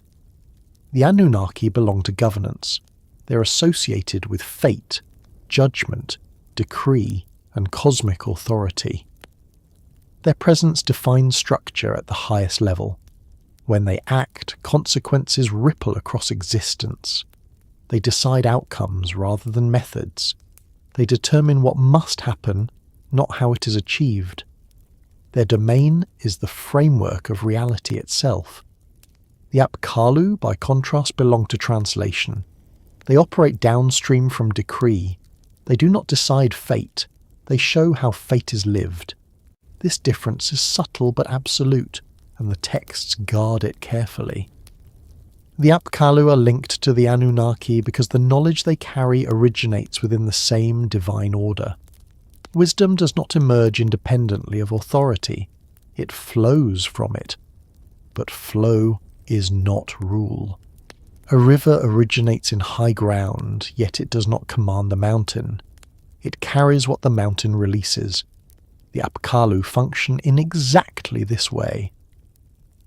The texts sometimes describe the Apkallu as offspring of divine figures associated with the Anunnaki, but lineage does not equate to rank. In Mesopotamian thought, descent explains origin, not authority. Many beings of divine origin occupy limited or specialized roles. The Apkallu are among these, defined not by power but by purpose. This is why they are never counted among the Anunnaki themselves. Membership in the Anunnaki implies participation in decision-making at the cosmic level. It implies judgment over humans and gods alike. It implies permanence within the divine hierarchy. The Apkallu do none of these things. They do not sit in council. They do not pass judgment. They do not determine fate. Their presence is temporary, conditional, and functional. The texts reinforce this distinction through absence. The Apkallu are never invoked in oaths. They are never appealed to in legal disputes. They are never feared as arbiters of destiny. When catastrophe strikes, it is not the Apkallu who are blamed or petitioned. Their work is upstream of crisis, not reactive to it. This separation protects the integrity of both roles. If the Apkallu were counted among the Anunnaki, their instructional role would become coercive. Wisdom would transform into command. Demonstration would become decree. The texts resist this outcome because it undermines the very function the Apkallu serve. Knowledge that is enforced loses its capacity to be internalized. Likewise, if the Anunnaki were reduced to instructors, their authority would fragment. Fate cannot be negotiated at the level of demonstration. It requires decision. The Mesopotamian worldview depends on this separation to maintain balance. The linkage between the two groups therefore exists to explain transmission, not equivalence. The Apkallu carry divine order into human practice without embodying divine authority. They are connected to the Anunnaki as messengers of structure, not as agents of control. This explains why later traditions struggled to maintain the distinction. As time passed and political authority hardened, the idea that knowledge could exist independently of power became difficult to sustain. Cultures accustomed to rule assumed that instruction implied dominance. Teachers were reimagined as overlords. Sages were absorbed into ruling hierarchies. In some traditions, the Apkallu were elevated into divine beings indistinguishable from the Anunnaki. In others, they were diminished into monsters or demons, figures of suspicion rather than guidance. Both outcomes erase the original balance. The oldest texts avoid both extremes. They acknowledge the divine origin of the Apkallu's wisdom without granting them divine sovereignty. This middle position allows them to function effectively. Humans can learn from them without being dominated. The gods can transmit order without micromanaging human life. Another key reason the Apkallu are never counted among the Anunnaki is duration. The Anunnaki persist across epochs. Their presence extends before and after catastrophe. They judge before the flood and after it. The Apkallu do not. Their appearance is confined to a specific window in cosmic history. Once their task is complete, they withdraw. This temporal limitation disqualifies them from membership in the ruling divine order. Authority, in Mesopotamian thought, is continuous. Instruction is episodic. The Apkallu belong to an episode, not an era. The texts preserve this by placing the Apkallu firmly in the antediluvian period. They belong to a world still forming its internal coherence. After the flood, their role changes or disappears entirely. Humans inherit what they left behind. The Anunnaki remain. This also explains why the Apkallu are associated with beginnings rather than maintenance. They establish patterns. They do not oversee them indefinitely.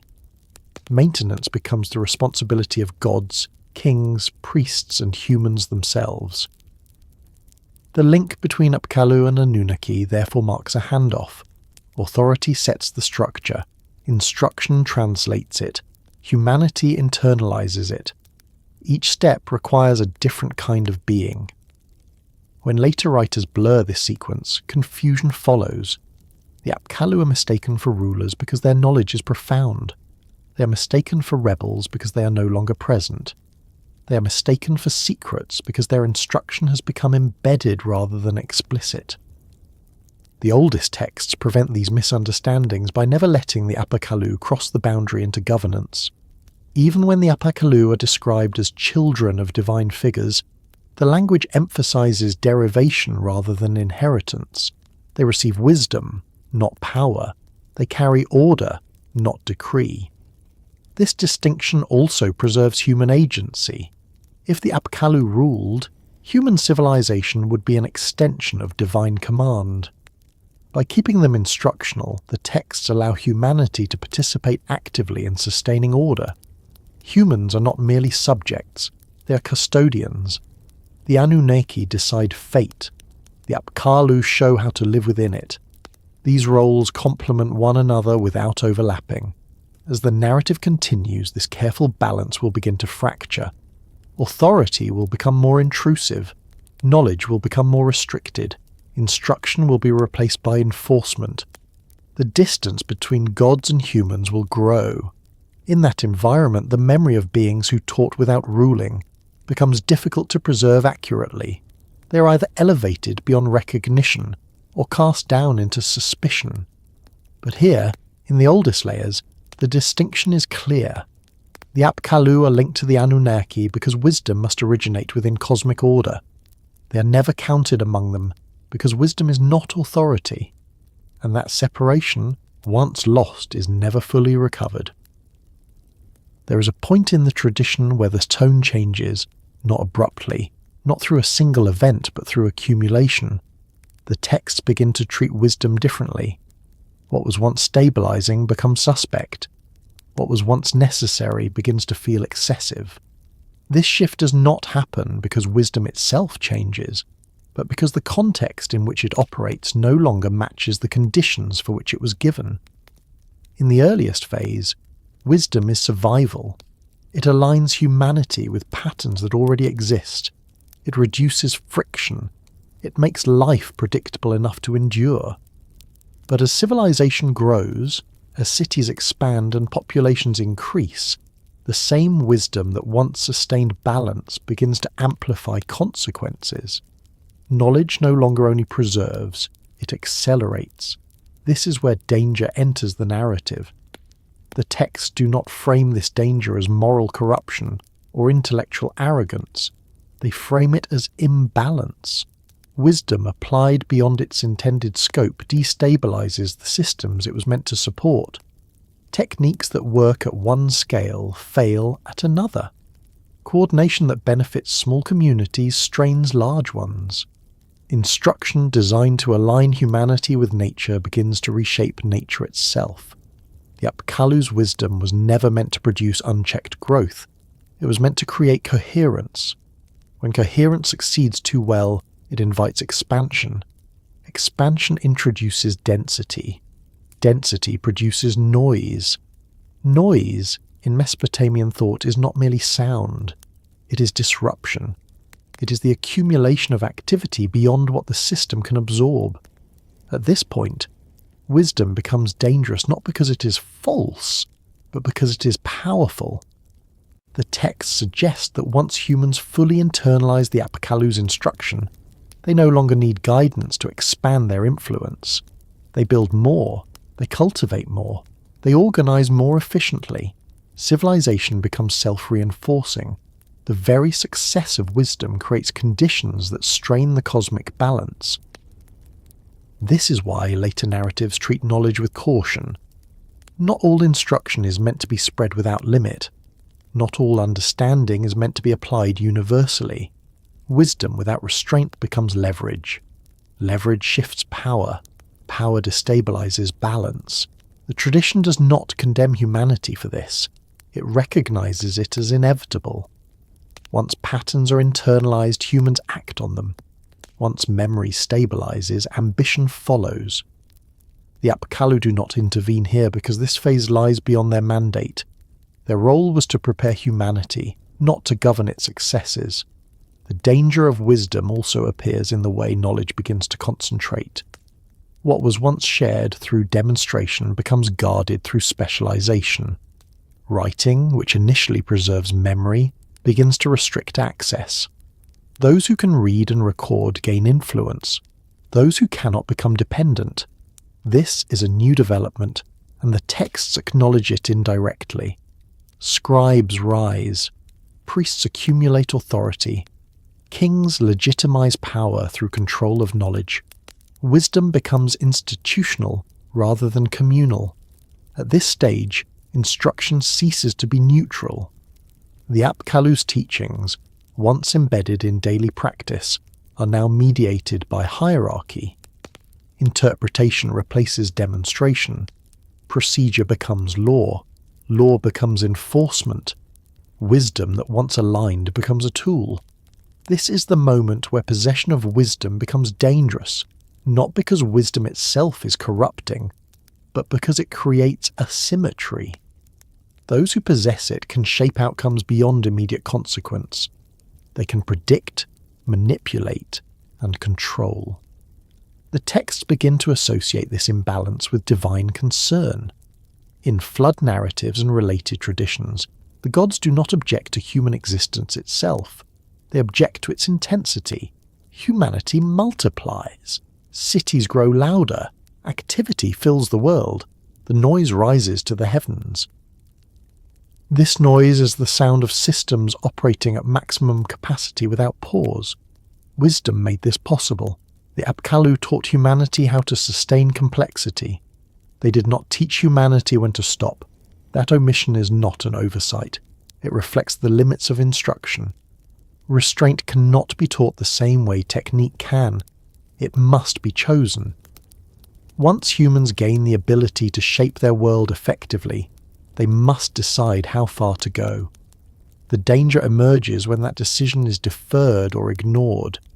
The texts imply that at some point humanity's mastery of patterns exceeds its capacity for balance. Knowledge accelerates production faster than social structures can adapt. Surplus accumulates, inequality emerges, authority hardens. Those without access to wisdom become subjects rather than participants.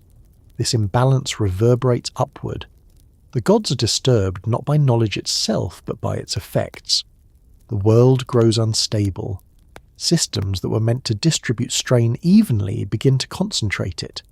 This is why later traditions associate wisdom with transgression, even though the earliest do not.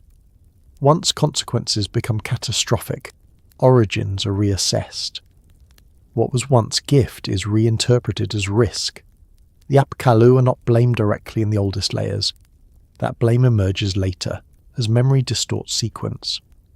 When outcomes are painful, sources are questioned. Teachers become suspects. Instruction becomes temptation. This shift is subtle but profound. It marks the transition from wisdom as foundation to wisdom as liability. The texts preserve this tension without resolving it. They do not suggest that wisdom should be revoked. They do not advocate ignorance. Instead, they imply that wisdom must be bounded by restraint that cannot be enforced externally. When restraint fails, correction arrives from elsewhere. The flood is one such correction. It resets scale. It reduces noise. It interrupts accumulation. It restores conditions under which balance can re-emerge. This is not framed as erasure of wisdom, but as reduction of its reach. After the flood, humanity still remembers. Skills persist. Writing returns. Cities are rebuilt. But limits are imposed. Lifespans shorten. Fertility is constrained. Mortality becomes unavoidable. These are not punishments in a moral sense. They are governors. The danger of wisdom is mitigated not by removal of knowledge, but by limitation of capacity. This reframing is crucial.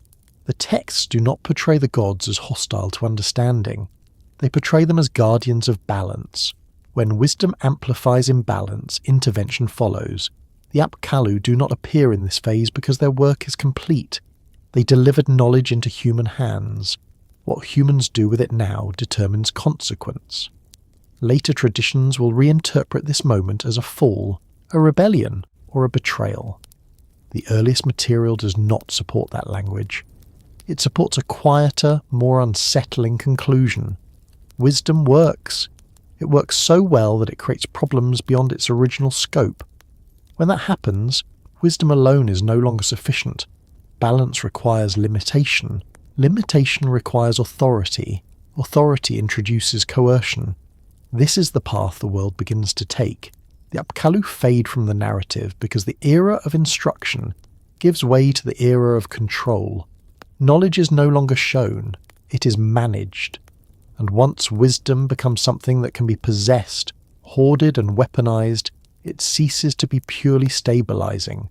It becomes dangerous. Not because it was wrong, but because it succeeded. The withdrawal of the Apkallu is not announced. There is no scene, no declaration, no rupture in the narrative that signals a clear ending to their presence. Instead, the texts grow quieter about them. Mentions become indirect. Roles once attributed to living instructors begin to be attributed to tradition, to ancient custom, to what has always been done. This silence is not accidental. It is how withdrawal is recorded in a world that understands completion as disappearance. The Apkallu do not leave because they are rejected. They leave because they are no longer required in the same way. Their work was never meant to be permanent. It was preparatory, bounded, and conditional. Once humanity internalizes the structures they established, continued instruction would begin to interfere rather than assist. Guidance that lingers past necessity turns into dependence. The texts seem acutely aware of this risk. What changes first is not behavior, but attribution. Practices that were once shown directly are now explained indirectly. People follow procedures without recalling who demonstrated them. Knowledge becomes customary rather than personal. This shift marks the beginning of inheritance. The Apkallu recede at the exact point where memory becomes self-sustaining. This does not mean understanding is complete. It means it is sufficient. Humanity can now maintain systems without constant correction. Errors will occur, but they will be addressed internally through repair and adjustment, rather than re-instruction from an external source. The texts subtly reinforce this by shifting focus toward institutions. Temples become centers of coordination. Priests manage ritual timing. Scribes preserve records. Elders arbitrate disputes. None of these roles replace the Apkallu directly. They absorb fragments of what the Apkallu once embodied collectively. This fragmentation is important. Where the Apkallu operated as unified transmitters of foundational order, human institutions divide that order into functions. No single person holds the whole pattern anymore. Civilization moves forward, but with increased vulnerability to misalignment. The withdrawal also coincides with the rise of kingship as a formal institution. Authority begins to centralize. Decisions are enforced rather than demonstrated. This shift is not presented as betrayal of earlier wisdom, but as a response to scale. As populations grow, instruction alone cannot maintain coherence. The Apkallu step back as enforcement steps forward. This transition is not framed as progress. It is framed as necessity. The texts do not celebrate kingship's emergence as superior to instruction. They treat it as heavier, more dangerous, and more prone to error. Kingship requires legitimacy precisely because it replaces something more organic. The absence of the Apkallu is felt indirectly through increased emphasis on restoration. Kings boast not of invention, but of returning things to proper order. This language implies loss. Something once aligned now requires correction. The Apkallu are no longer present to show how. Another sign of withdrawal is the way wisdom becomes increasingly abstract. Earlier instruction is concrete, tied to action. Later, wisdom is codified, debated, interpreted. This abstraction creates distance between knowledge and practice. It also creates authority around interpretation. The Apkallu do not participate in interpretation, they demonstrate. Once interpretation becomes central, their role no longer fits. The texts never accuse the Apkallu of abandoning humanity. They simply stop describing their presence. This absence carries meaning. It suggests that the responsibility for maintaining order has shifted fully into human hands. From this point forward, failure is no longer a lack of instruction. It is misapplication. The withdrawal also protects the Apkallu from being implicated in what follows. Catastrophes that emerge later are not attributed to faulty teaching. They're attributed to excess, noise, imbalance, and failed restraint. The sages delivered what was necessary. What humanity does with it now determines outcome. This is a crucial distinction. It preserves the integrity of the foundational wisdom even as the world destabilizes. The Apkallu's departure is therefore not loss but transition, a quiet transfer of responsibility. Humanity moves from being guided to being accountable. This transfer is uncomfortable. It exposes limitations that instruction could once compensate for. Ambition outpaces wisdom. Authority outpaces restraint. Knowledge outpaces balance. The texts do not soften this reality. They observe it. As the Apkallu fade, the world becomes louder. Cities expand. Activity intensifies. Systems strain. The gods begin to react not to ignorance, but to excess. This reaction will culminate later, but its roots lie here. The moment of withdrawal is also the moment when memory becomes fragile again, not because it disappears, but because it is mediated. Stories replace instruction. Ritual replaces demonstration. Law replaces example. These substitutions work, but imperfectly. The Apkallu are no longer present to correct drift. Restoration becomes cyclical rather than continuous. Order must be reasserted repeatedly rather than maintained naturally. The texts imply that this is the cost of autonomy. Humanity gains independence at the expense of stability. There is no suggestion that the Apkallu could have remained to prevent what follows. Their continued presence would have frozen development. Civilization requires risk. The withdrawal therefore marks maturity, not abandonment. What follows will test whether humanity can carry what it was given without guidance. The answer, according to the tradition, is complicated. Success and failure will coexist. Great achievements will rise alongside great catastrophes. But the foundation remains. The Apkallu do not return. They do not intervene. They do not correct. Their silence is complete. And in that silence, the world enters its most dangerous phase, carrying within it everything it has learned and everything it has yet to understand. The transformation of teachers into monsters does not happen because the original figures change. It happens because memory does. As centuries pass and civilizations rise atop earlier ones, the distance between lived instruction and inherited story widens. What was once practical becomes symbolic. What was once clear becomes unsettling, and what was once familiar begins to feel dangerous. Later cultures did not invent monsters out of nothing. They reshaped what they no longer understood. The Apkallu were remembered as beings who carried wisdom that ordinary humans did not possess. That distinction, harmless in a world still close to its foundations, becomes threatening in societies where knowledge is tightly bound to power. When wisdom becomes something that can destabilize hierarchy, those who once taught without ruling are reimagined as figures who should not have taught at all. This shift is subtle and gradual. It does not appear as a single reinterpretation, but as a layering of discomfort. In early tradition, the Apkallu instruct before authority hardens. Their presence does not challenge kingship because kingship has not yet fully formed. In later cultures, however, authority is absolute, centralized, and defended. Knowledge that exists outside sanctioned channels becomes suspicious by definition. Teachers who operate without permission look like subversives. As political and religious institutions consolidate, instruction is expected to flow downward from recognized sources. Wisdom that originates elsewhere threatens legitimacy. The memory of beings who taught humanity directly, without temple, without throne, without decree, undermines the claim that all knowledge must pass through institutional hands. This is where distortion begins. Later cultures inherit the stories of the Apkallu without inheriting the conditions that made their role intelligible. The sages no longer fit within the existing social order. They are neither gods to be worshipped nor humans to be governed. Ambiguity, once tolerated, now becomes intolerable. So ambiguity is resolved through fear. The Apkallu's connection to the deep, once a sign of origin and continuity, is reinterpreted as something unnatural. What rises from below becomes suspect.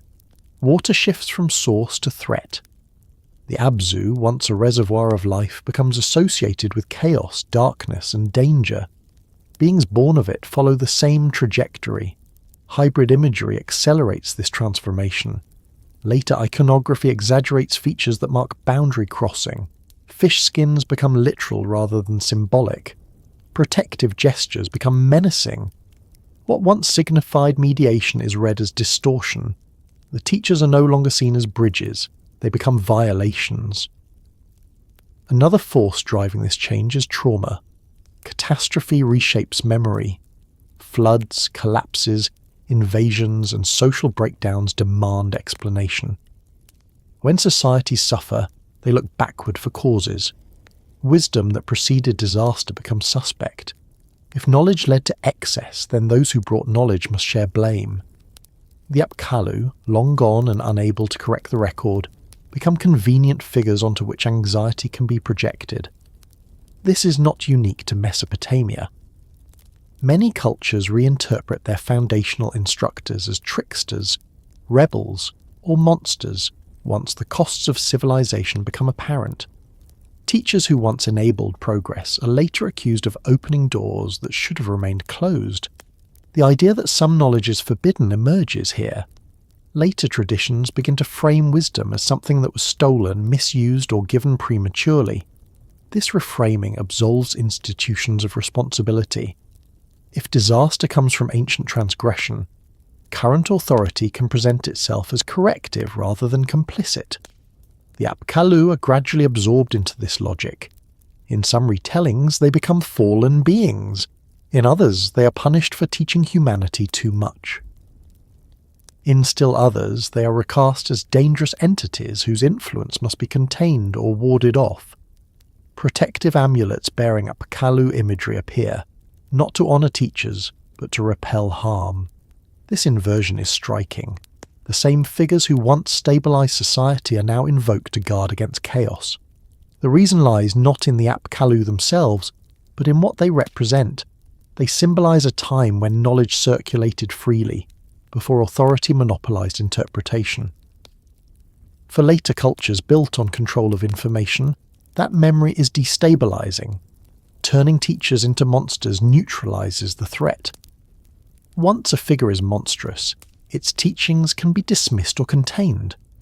Wisdom becomes dangerous not because it is powerful, but because it cannot be controlled. Recasting the source of that wisdom as corrupt resolves the tension. There is also a psychological dimension. As societies grow more complex, the distance between everyday life and foundational systems widens. People interact with rules, taxes, laws, and rituals without understanding their origin.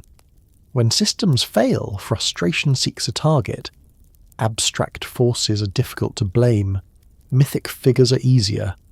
The Apkallu become symbols of excess, of boundary crossing, of things that should not have been known. This symbolic role satisfies emotional need even as it distorts historical memory. Importantly, later cultures do not erase the Apkallu. They transform them. Complete erasure would leave gaps. Transformation allows continuity while reshaping meaning. The sages remain present, but inverted. This inversion also serves a cautionary function. Monsters warn, they signal danger. By turning teachers into monsters, later traditions encode a warning about knowledge itself. Learn carefully, transmit selectively, respect boundaries. The original intent of instruction is lost, but a new lesson emerges. The tragedy is that this new lesson misidentifies the source of danger. It blames wisdom rather than imbalance. It blames teachers rather than misuse. It shifts responsibility away from those who wield power. The earliest texts do not support this blame. They present the Apkallu as completing their task successfully and withdrawing before catastrophe. They do not connect the sages directly to disaster.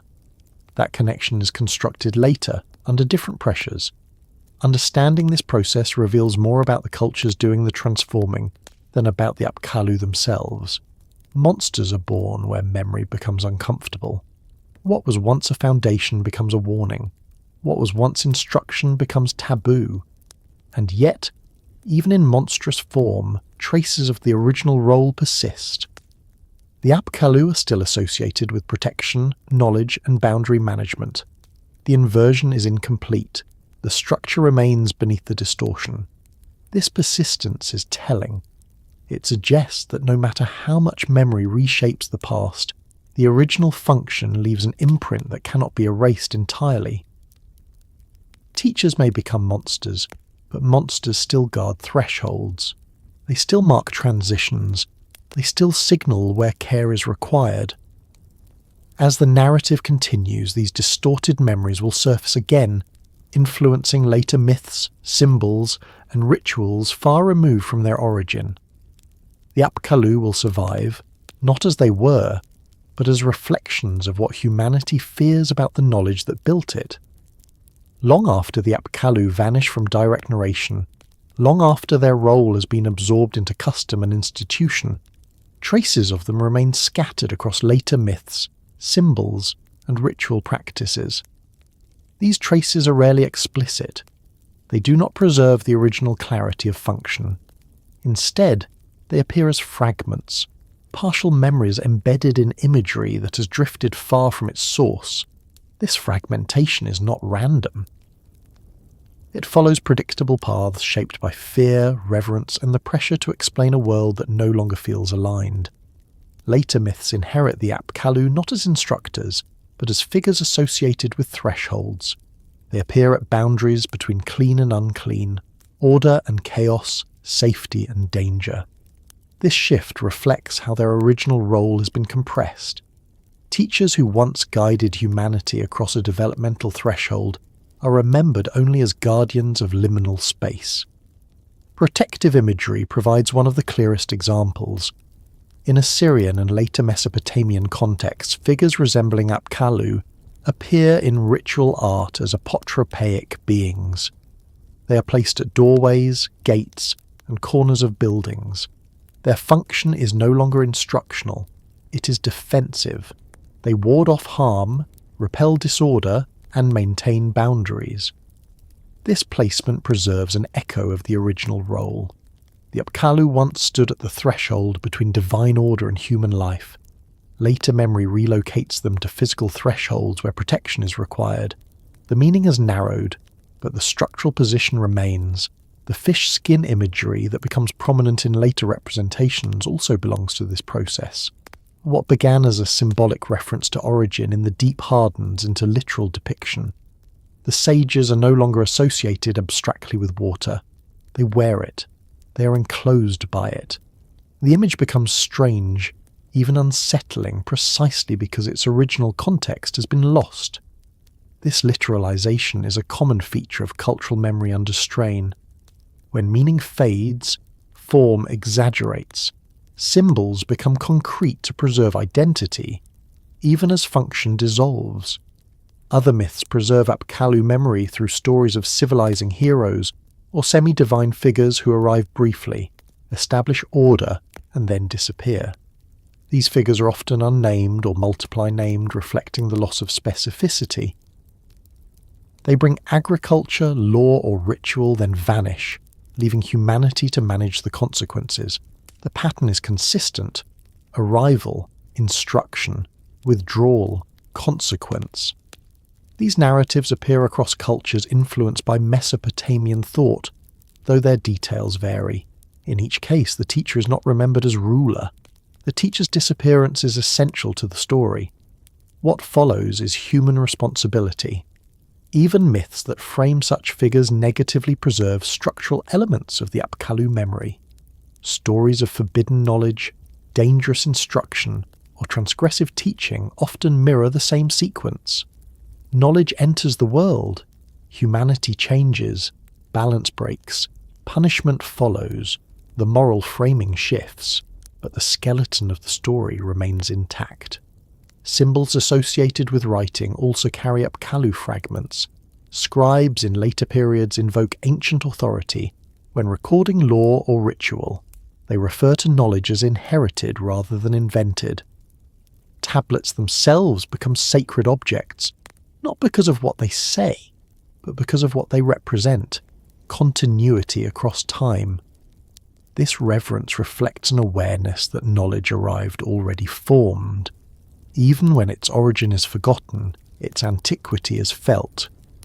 The Apkallu are no longer named, but their role as originators of structure persists implicitly. Ritual purification practices preserve another fragment. Water remains central. Cleansing is associated with restoration rather than forgiveness. Contamination is structural misalignment, not moral failure. This understanding traces back to the Apkallu's association with the deep and with corrective alignment. Later priests perform rituals without remembering why they work, only that they must be done. The Apkallu's wisdom has become procedure. Architectural symbolism also retains traces. Proportional design, orientation to cardinal directions, alignment with celestial cycles. These practices are preserved long after their instructional origin fades. Builders follow rules whose rationale has become mythic. The rule remains because it works. In some traditions, Apkallu memory fragments surface as warnings. Certain beings are said to have known too much, to have crossed boundaries, to have interfered with human destiny. These stories reflect anxiety rather than history. They emerge when societies feel overwhelmed by their own systems. The teacher becomes the cautionary tale. What is striking is that these fragments never coalesce back into a coherent portrait. Once the Apkallu withdraw, they cannot be reconstructed fully. Memory preserves pieces that serve current needs: protection, warning, legitimacy, explanation. This selective preservation is not deception, it is adaptation. Cultures do not remember the past as it was. They remember what helps them survive the present. When instruction becomes dangerous, memory reframes instructors. When authority needs reinforcement, ancient wisdom is invoked. When fear dominates, monsters emerge. The Apkallu accommodate all of these roles because their original identity was functional rather than personal. They were never tied to individual stories. They were tied to process. That makes them easy to fragment. And yet, beneath these distortions, a pattern remains visible to those who look carefully. Teachers arrive before rulers. Knowledge precedes control. Withdrawal follows success. Catastrophe follows imbalance, not ignorance. These themes repeat even when names change. The persistence of these fragments suggests that the Apkallu were never meant to be remembered clearly. Their success required disappearance. Clear memory would invite imitation. Imitation without context would fail. By dissolving into symbol, the Apkallu ensure that only fragments remain accessible. Those fragments can guide, but they cannot recreate the original moment. This limitation protects both the knowledge and those who inherit it. Later myths do not lie about the Apkallu. They speak around them. They circle what they no longer understand, preserving shape without substance. For historians, this is frustrating. For civilizations, it is stabilizing. Complete memory would destabilize systems built on authority and tradition. Fragmented memory allows continuity without disruption. The Apkallu survive in this fragmented form because their work is complete. They no longer need recognition. Their influence persists in structure rather than story. As the narrative approaches its end, these fragments accumulate into something quieter than myth, and more durable than memory. A sense that humanity was once taught, that the teaching was sufficient, and that what remains now is responsibility rather than guidance. What follows is not recovery of the Apkallu, but acceptance of their absence. And within that absence, the world continues, shaped by echoes of instruction that no longer need a name. What remains after the seven are gone is not a void. The texts never suggest absence in the sense of loss of function. What disappears is presence, not effect. Instruction ends, but structure remains. This distinction is essential because it explains how civilization continues without collapsing the moment its teachers withdraw. The seven leave behind systems, not commandments, patterns, not personalities. What is preserved is not memory of them as beings, but memory shaped into practice. The difference matters. Practices can survive distortion. Personal authority cannot. The most immediate thing preserved is alignment. Human activity remains synchronized with natural cycles in a way that does not require constant correction. Planting follows seasons. Construction follows proportion. Ritual follows timing. These patterns persist because they are embedded in outcome. When followed, they work. When ignored, they fail. The feedback is immediate enough to reinforce behavior. This is the most durable form of preservation. The seven do not leave behind explanations for why things work. They leave behind methods that prove themselves repeatedly. Over time, explanation becomes unnecessary.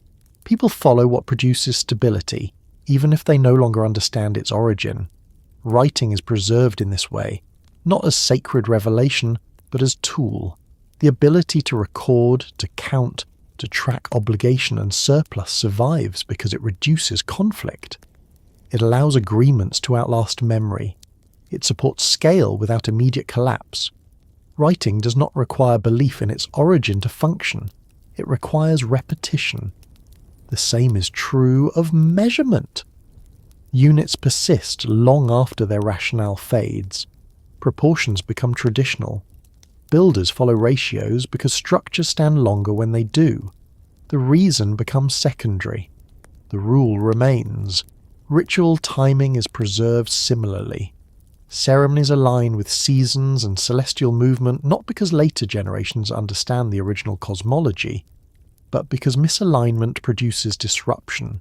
Festivals out of season fail. Offerings at incorrect times bring anxiety. The system reinforces itself. What is preserved then is coherence. Another crucial preservation is the separation of roles. Even as authority emerges and hardens, the distinction between instruction, judgment, and enforcement remains embedded in cultural memory. Priests interpret, kings enforce, judges arbitrate. This division does not always function well, but its persistence reflects the Apkallu's original restraint.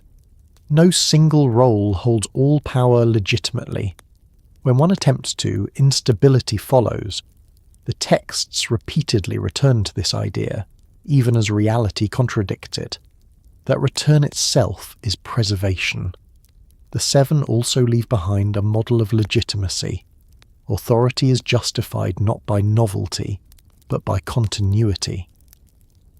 Kings claim to restore ancient order rather than invent new systems. This rhetorical pattern constrains excess. Even tyrants must pretend alignment. This preservation of precedent acts as a brake. It does not stop abuse, but it limits how abuse is framed.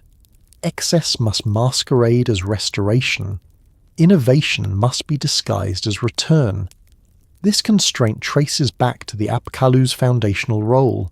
They did not teach innovation. They taught correct arrangement. That emphasis lingers. Another thing preserved is the idea that catastrophe signals imbalance rather than moral failure alone. Floods, famines, and collapse are framed as systemic breakdowns. The response is restoration, not annihilation. Rebuilding follows known patterns. Memory survives disaster. This resilience is not accidental. It is the direct result of instruction designed to outlast disruption. The seven prepared humanity not just to build, but to rebuild. Even after the flood, when scale is reduced and limits imposed, the core patterns return quickly.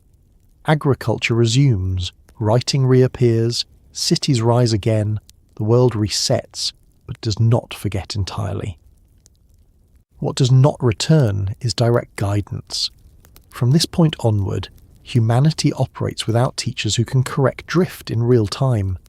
This absence makes preservation imperfect. Errors compound, interpretations harden, authority becomes brittle. But the foundation holds long enough to support centuries of development. The preservation of balance through ritual also deserves attention. Ritual becomes repetition of alignment rather than engagement with instructors. The act matters more than understanding. This is both strength and weakness. Ritual preserves structure even when meaning fades. It also freezes practice, making adaptation slower. This trade-off is part of what survives. Another preserved element is the caution embedded in myth. Stories warn against excess, hubris, and overreach. Even when their original instructional context is lost, they shape behavior indirectly. Fear replaces understanding, but it still restrains. This is not ideal preservation, but it is preservation nonetheless. The seven also leave behind a memory of sufficiency. Civilization does not need infinite expansion to function. Enough is enough. This idea appears repeatedly, even as it is violated. The persistence of the idea itself is preservation. The fact that later cultures feel anxiety about excess suggests that the original instruction still echoes. If it were completely lost, there would be no tension. Unlimited growth would feel natural. Instead, it feels dangerous. That unease is inherited. What is not preserved is unity of understanding. The seven carried the whole pattern. Humans inherit fragments. No individual or institution holds the complete blueprint anymore. Knowledge becomes distributed and uneven. This fragmentation introduces vulnerability, but fragmentation also prevents absolute control. No single authority can claim total legitimacy. Gaps remain where reinterpretation can occur. This too is part of what survives. The preservation of water management practices is especially telling. Even when cities change, rulers and cultures shift, canals are maintained according to ancient logic. Mismanagement brings immediate consequence. This forces continuity across political change. Water does not respond to ideology, it responds to alignment. The Seven's association with the deep ensures that their most critical instruction is enforced by nature itself. No ruler can override hydrology indefinitely. This anchors civilization to reality even when abstraction dominates. What remains after the Seven are gone is therefore a world that can function without them, but not without cost. Stability requires effort. Balance requires vigilance. Memory requires reinforcement. The texts do not romanticize this condition. They acknowledge that something has been lost. Not knowledge, but guidance. Not structure, but correction. Humanity now bears full responsibility. This responsibility is heavy. It produces greatness and catastrophe in equal measure. The Seven's withdrawal ensures that credit and blame belong to humans alone. This is perhaps the most profound thing preserved. Civilization continues not under supervision, but under consequence. Success proves alignment. Failure exposes imbalance. There is no intermediary to soften the result. Later cultures sense this weight, even if they cannot articulate it. They speak of a world abandoned by gods, or a time when divine presence was closer. These expressions reflect discomfort with autonomy rather than historical fact. The Seven did not abandon humanity. They completed their role. What remains is not abandonment, but inheritance. An inheritance that includes knowledge without instruction, structure without guarantee, and freedom without safety. This inheritance is imperfect, but it is sufficient, and it carries the world forward into its final stage, where memory matters more than presence, and responsibility replaces guidance entirely. Humanity was not left alone because the instruction failed. It was left alone because completeness was never the goal. This is one of the most uncomfortable implications preserved in the oldest traditions, and it is precisely why later cultures struggled to accept it. Incomplete knowledge feels like negligence. It feels like abandonment. But within the Mesopotamian framework, incompleteness is deliberate. It is a condition of balance, not a flaw. The Apkallu delivered what was necessary, not what was total. They established alignment, not mastery. What they withheld was not withheld out of secrecy or fear, but out of restraint. Knowledge without limit creates instability faster than ignorance ever could. The texts never suggest that humanity was meant to know everything. They suggest that humanity was meant to know enough to sustain itself without collapsing the order it inhabited. This distinction is subtle, and it is easy to miss if one assumes that wisdom naturally tends toward accumulation. In the worldview preserved by these texts, wisdom tends toward sufficiency. Excess is the danger. Too much understanding, applied without constraint, overwhelms systems designed for balance rather than domination. The incompleteness left behind is therefore structural. It creates friction. It forces attention. It prevents automation of existence. If humanity possessed complete knowledge, there would be no pause between intention and outcome. Every desire could be translated directly into action. In such a world, restraint would disappear. Consequence would lag behind decision. The feedback loop that teaches balance would break. Incomplete knowledge preserves that loop.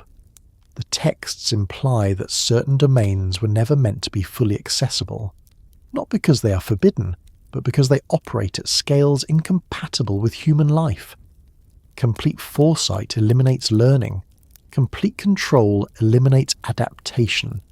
Complete understanding eliminates humility. These are not moral judgments, they are functional ones. By leaving humanity with partial instruction, the Apkallu ensure that decision-making remains local rather than absolute. Humans must respond to conditions rather than dictate them. They must observe outcomes rather than assume certainty. This maintains engagement with reality rather than abstraction. The discomfort this creates is evident in later traditions that reinterpret incompleteness as loss. Stories emerge of golden ages, fallen knowledge, stolen wisdom, or divine withdrawal framed as punishment. These narratives reflect a human desire for totality, not evidence of its necessity. The earliest material resists that desire. Incomplete knowledge also distributes responsibility. If no one possesses the full pattern, no single authority can claim ultimate legitimacy. Power fragments, interpretation multiplies, disagreement persists. This is inefficient, but it prevents total domination. The Apkallu's withdrawal ensures that no being remains who can override human judgment entirely. The gods retain cosmic authority, but they do not provide detailed instruction for every situation.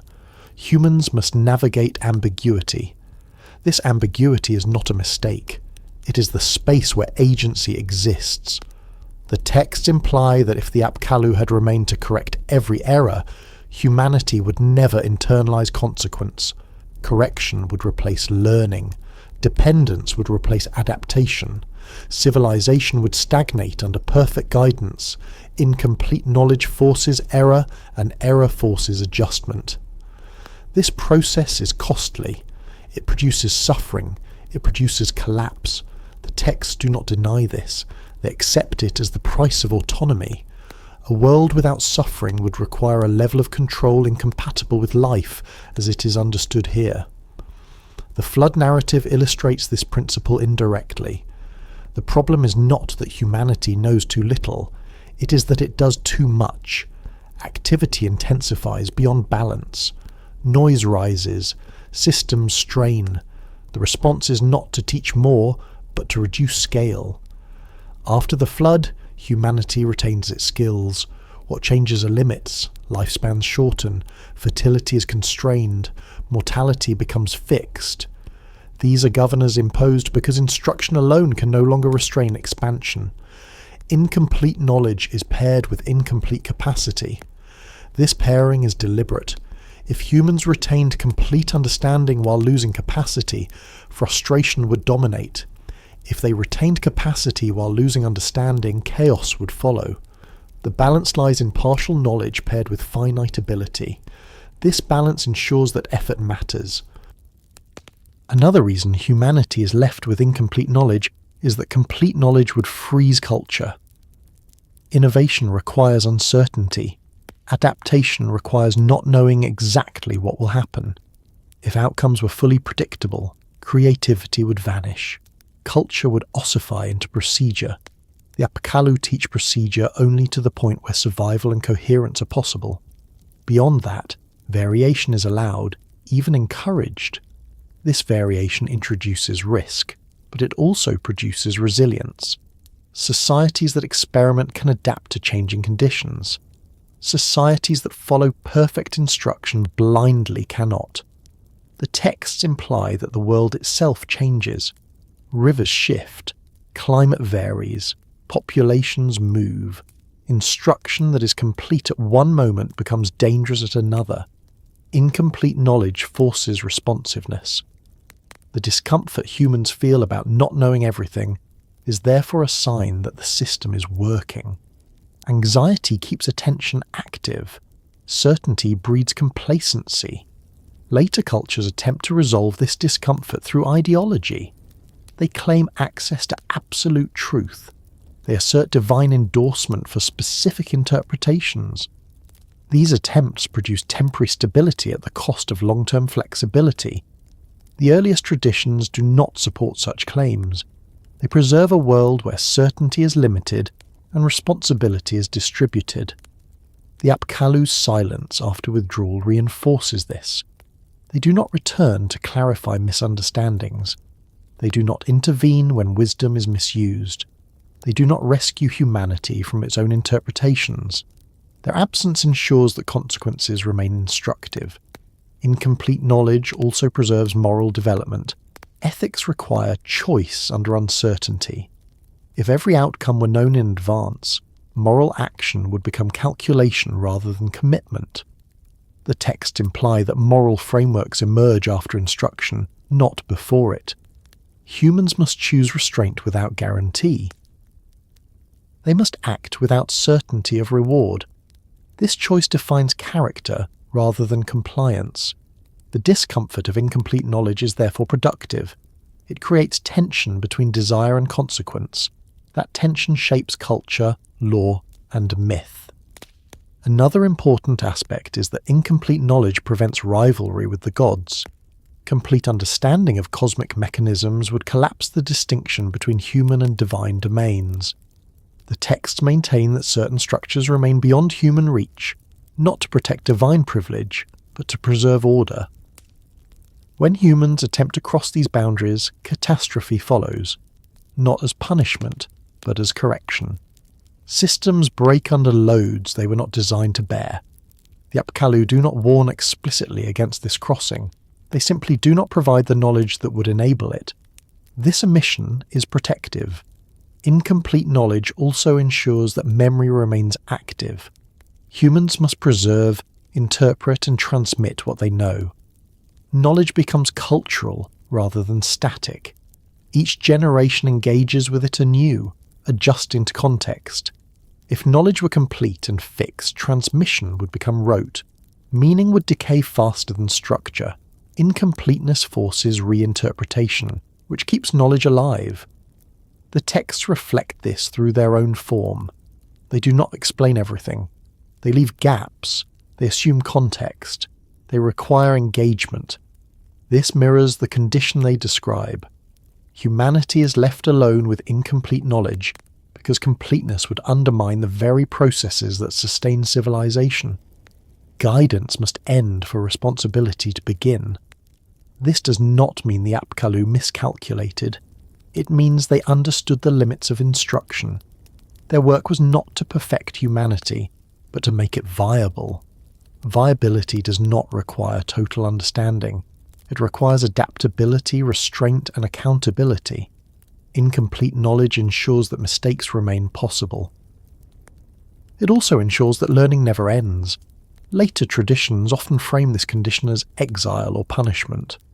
The earliest material does not. It frames it as inheritance. Humanity receives a world that can be managed, but not mastered. This inheritance is heavy. It demands constant negotiation with uncertainty. It offers no final resolution. But it is precisely this openness that allows history to continue. The Apkallu do not return to complete the picture.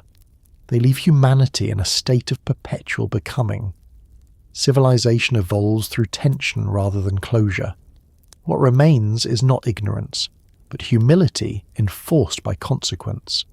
And within that humility, humanity finds the space to act, to fail, to rebuild, and to remember enough to continue. This is why humanity was left alone. Not because it was abandoned, but because it was ready to bear the cost of not knowing everything. The story does not end with an answer. It never was meant to. What remains, after instruction has withdrawn and memory has fractured into ritual, law, and myth, is not certainty, but motion. Civilization continues not because it understands everything it inherited, but because it continues to work with what it was given. The oldest traditions never suggest that learning stops when the teachers leave. They suggest the opposite. Learning becomes slower, less direct, more costly. It shifts from demonstration to consequence, from guidance to experience, from being shown to finding out. This change alters the nature of learning itself. When the Apkallu were present, knowledge moved cleanly from source to practice. Correction happened before damage accumulated. Error was small, local, manageable. Once they withdrew, learning began to occur through failure. Systems broke, balance was lost, restoration followed. Understanding came afterward, shaped by memory rather than instruction. This is not presented as decline, it is presented as condition. Humanity no longer learns because it is taught. It learns because it must. Every collapse becomes a lesson encoded into story, law, and fear. Every recovery reinforces what still works. Civilization advances unevenly, not toward perfection, but toward survivability under changing conditions. The question of whether learning continues is answered implicitly by history itself. Cities rise and fall, practices adapt, old systems are repurposed, new forms emerge. Even misunderstanding produces movement, even distortion carries fragments forward. Learning persists, but it no longer feels like learning. It feels like struggle, like repetition, like rediscovery of things that were once known more clearly. Humanity often mistakes this for stagnation or loss, but the texts suggest it is simply the cost of autonomy. Instruction has ended, engagement has begun. What is striking is how often later cultures sense that they are relearning rather than inventing. They speak of ancient wisdom, forgotten ways, lost balance. Even when those ideas are romanticized or inaccurate, the impulse behind them reflects a deep intuition. Something was once aligned more cleanly. Something now requires effort to maintain. This intuition is part of what was left behind. The Apkallu did not leave humanity ignorant. They left humanity capable of recognizing misalignment. That recognition does not prevent error, but it allows response. A civilization that cannot sense imbalance collapses silently. A civilization that senses its struggles, reforms, and sometimes survives. Learning, in this framework, is not accumulation of facts. It is sensitivity to consequence. Modern perspectives often treat learning as linear progress. The oldest traditions do not. They treat learning as cyclical. Knowledge is gained, misused, corrected, limited, and regained in altered form. Each cycle carries cost. Each cycle preserves something. This is why myth never disappears. It adapts. It absorbs new fear and new understanding. It continues to teach indirectly when direct instruction is no longer possible. Even distorted myths carry warnings about excess, imbalance, and restraint. Learning continues because forgetting is never complete. The Apkallu's absence ensures that no generation receives the full pattern intact. Each must reconstruct enough of it to function. This reconstruction is imperfect, but it keeps knowledge alive through engagement rather than preservation alone. A perfectly preserved system would become brittle. A partially remembered one remains flexible. This flexibility allows humanity to face conditions the Apkallu never taught for. Climate shifts, new technologies, new scales of organization. The foundational instruction was never meant to solve every future problem. It was meant to give humanity a way to respond without destroying itself immediately. In that sense, learning has not stopped. It has changed form. Humanity no longer learns by being told what order looks like. It learns by discovering what happens when order fails. Each failure adds texture to memory. Each recovery reinforces restraint. This process is slow. It is uneven. It produces suffering that direct instruction might have prevented. But it also produces agency. Humanity is no longer a participant in a lesson designed by others. It is responsible for the outcomes it generates. The texts do not comfort the listener here. They do not promise eventual mastery. They do not suggest that learning converges towards certainty. They suggest instead that learning remains open-ended, bounded by limitation, and shaped by consequence. This is why later traditions oscillate between longing for lost guidance and fear of its return.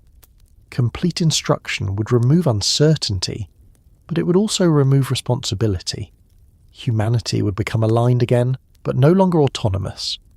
The Apkallu's silence preserves that autonomy. Learning now happens through tension, between what is remembered and what is forgotten, between what works and what fails, between what is desired and what is sustainable. That tension never resolves fully, because resolution would end a movement. Civilization continues because it never resolves completely. Even the act of retelling these stories is part of that learning. Each generation revisits fragments of the past, attempting to extract meaning suited to present conditions. The stories change, but the impulse remains. To understand how things came to be structured and why they break when pushed too far. The Apkallu are not required for this process to continue.